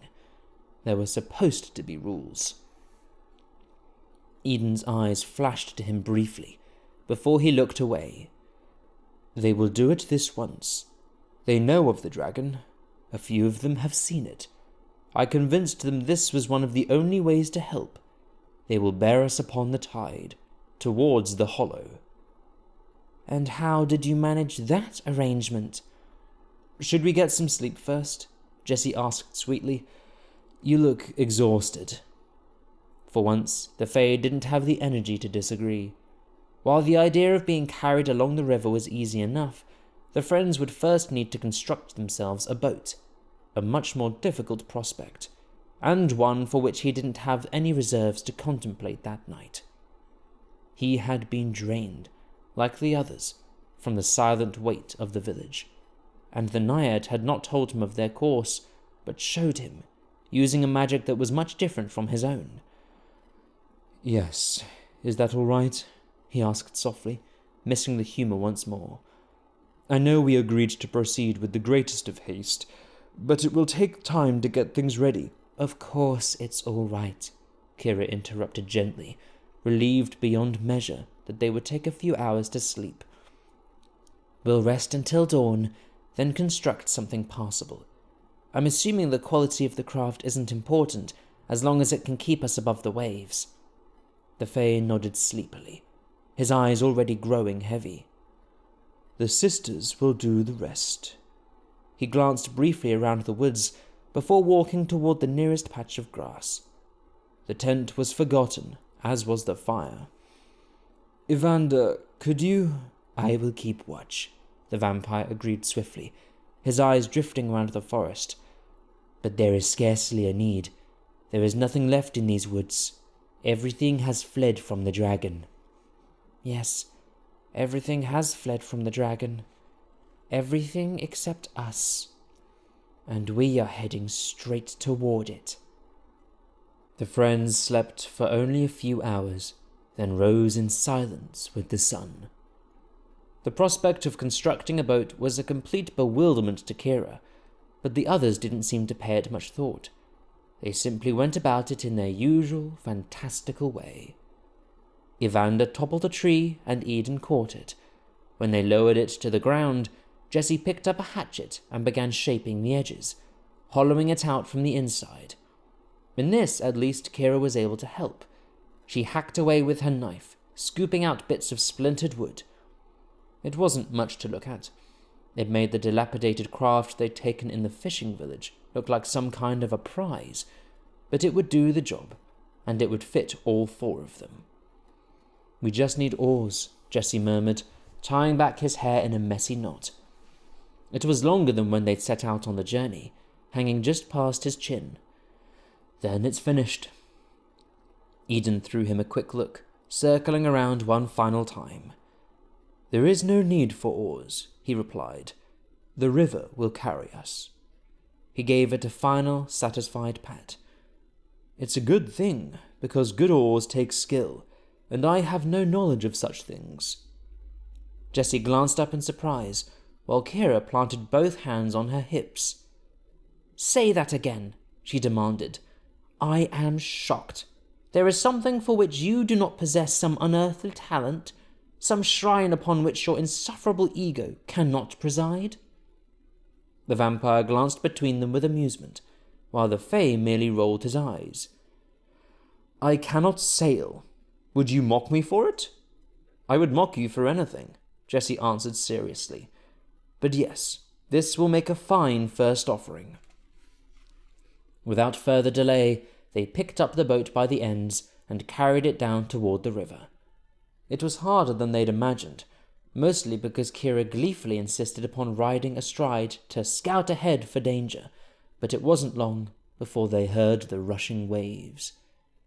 They lowered it quickly to the ground, securing their packs and wondering anxiously about what was to come. Kiera was merely excited. She had seen a naiad only once before, but the woman had blessed her, then healed every hurt in her body. She was quite eager to see one again.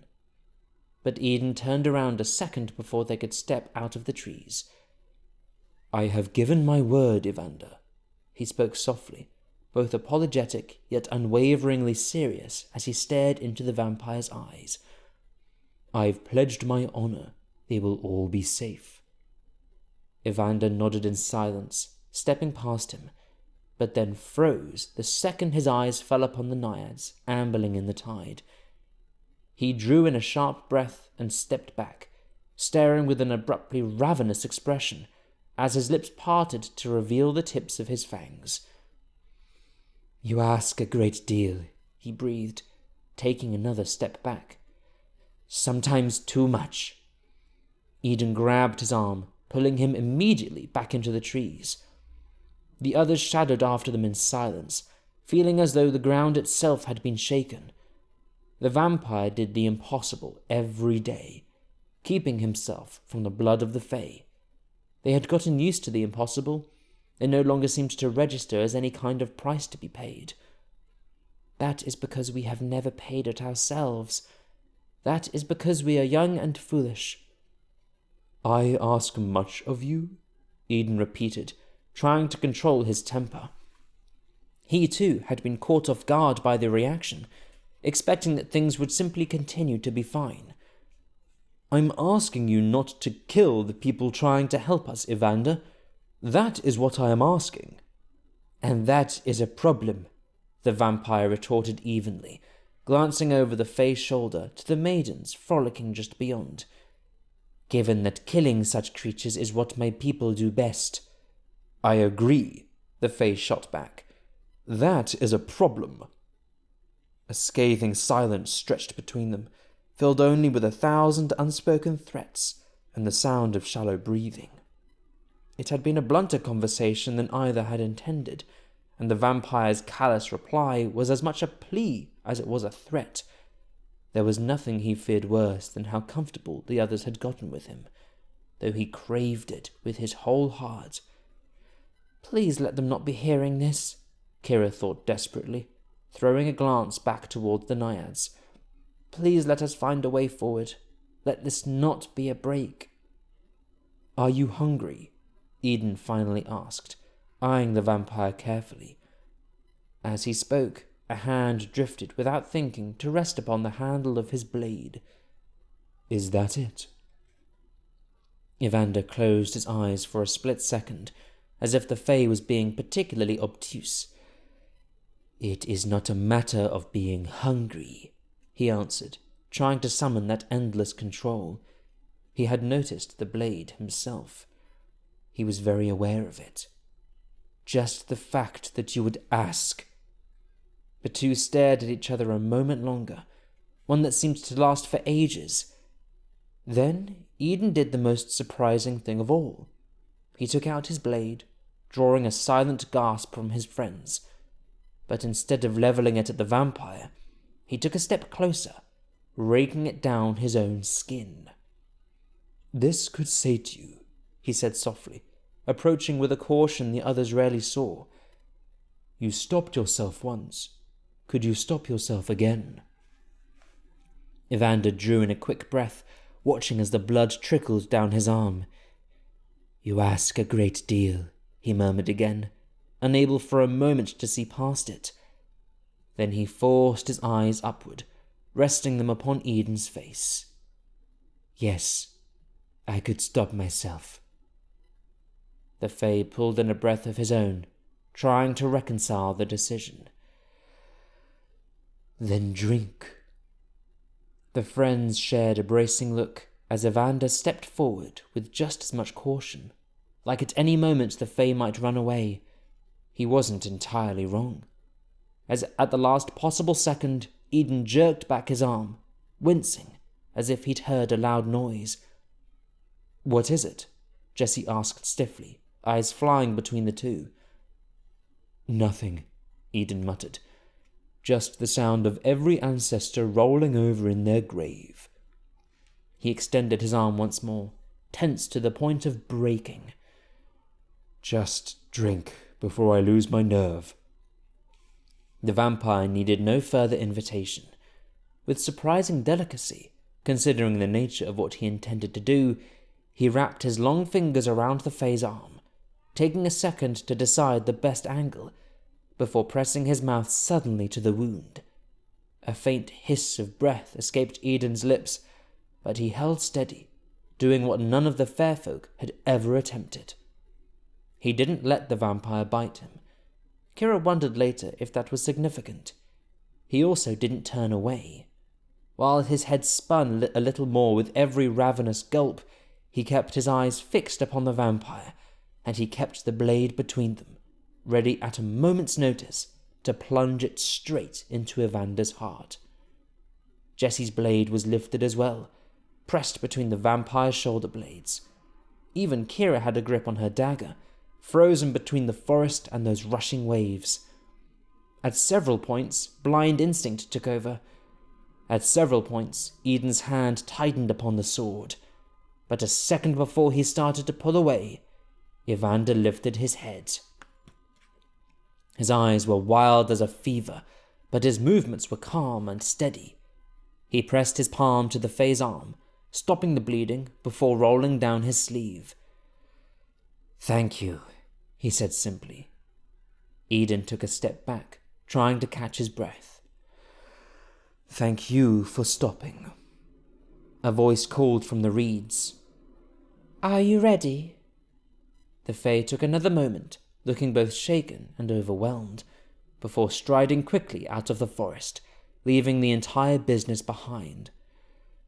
"Yes, we're coming." The others took hold of the boat.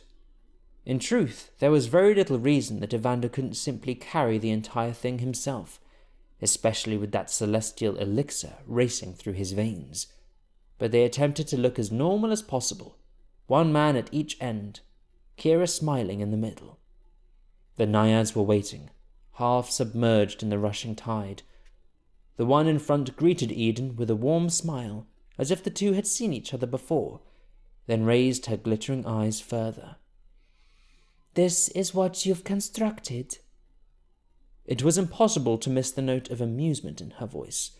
There was even the faintest trace of mockery. But at the same time, it was very hard not to see her point. "We had little time," Eden answered roughly. She smiled indulgently, parting her lips to respond. Then her face screwed up in sudden concern. "Are you not well, my lord? You are trembling and pale." The Fae took an uncertain step, searching for that eternal balance, while the vampire lowered his head, perhaps trying to hide the radiant flush to his own skin. "I'm fine. Thank you for this," he added swiftly, lifting his hand in a gesture the others had never seen. "And great thanks to your sisters." The naiad smiled again, those iridescent eyes glowing in the tide. "Rest a while," she crooned, sliding down into the water. "You have nothing to fear." Chapter 14.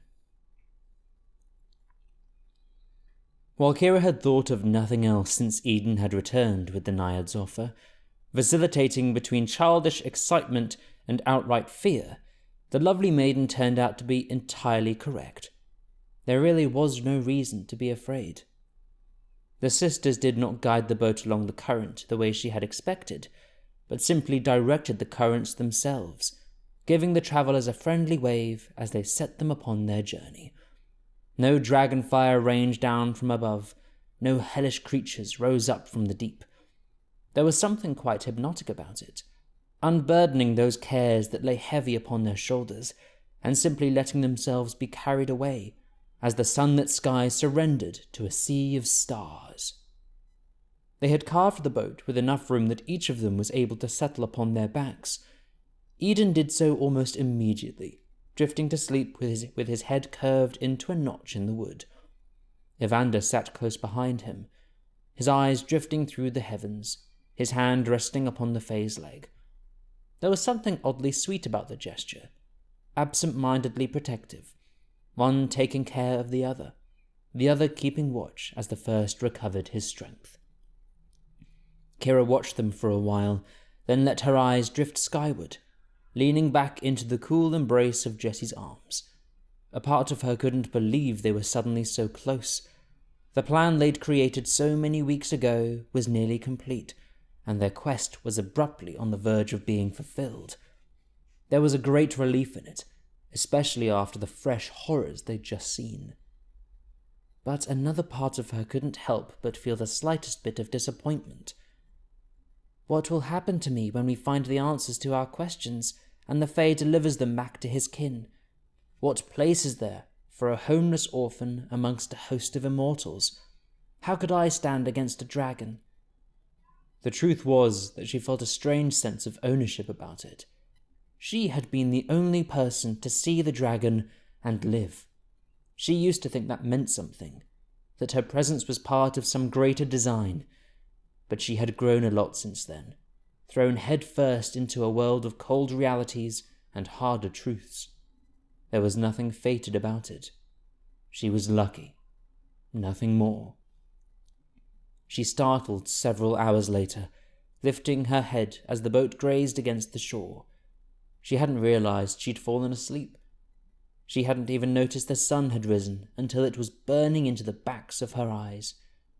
The others awakened slowly around her, having drifted off themselves. "Hey," Jessie said softly, still cradling her in his arms. "We're here, I guess." It certainly appeared that way, and they were unlikely to get a better explanation. There was nothing for miles but their own tiny boat, bobbing up and down on the gentle waves. "How are you feeling?" Evander murmured, attempting to help Eden up as well. "I'm fine," the Fae replied stiffly, pulling himself upright, but he glanced over his shoulder with the hint of a smile. "You are not so frightening as all that." The vampire smiled, bright as the sunlight. "In that case, let us be off. The day is upon us. It cannot be far." The others stared in silence. Then Jesse glanced at the Fae. "He sounds just like you." "He does not," Eden said automatically, still handling himself a little more delicately than usual. A look of sudden uncertainty flashed across his face. "Does he?" Kiera pursed her lips, holding back a smile. "If he starts singing, it is confirmed." Jesse hopped from the boat, clapping the vampire on the shoulder. "Evander, do you know any sea shanties? They are a favorite as we hike." For the rest of the morning, the friends walked without direction through the alpine meadow, swinging their feet through the wildflowers with the sun at their backs. The naiads might have shown Eden the general picture, but their instructions had been rather vague. Look for what is missing. Focus upon what is not there. The man had no tolerance for that sort of thing than most people, having been raised with such lyrical deflections himself, but even he was at the edge of his limit. It had reached a breaking point when they came upon a place where the meadow was roughly hewn, not easing gently into the foothills, but cut in a sudden and awkward slant, as if whoever had been sculpting the terrain had grown abruptly tired and left the job half-finished. It was such a startling juxtaposition against the gentle trail, the mortals saw it themselves. "This must be the place," Eden murmured, kneeling to the meadow floor and running his hand along the grass. A look of fierce concentration stilled his face, before it relaxed into a sudden smile. "It's just up ahead.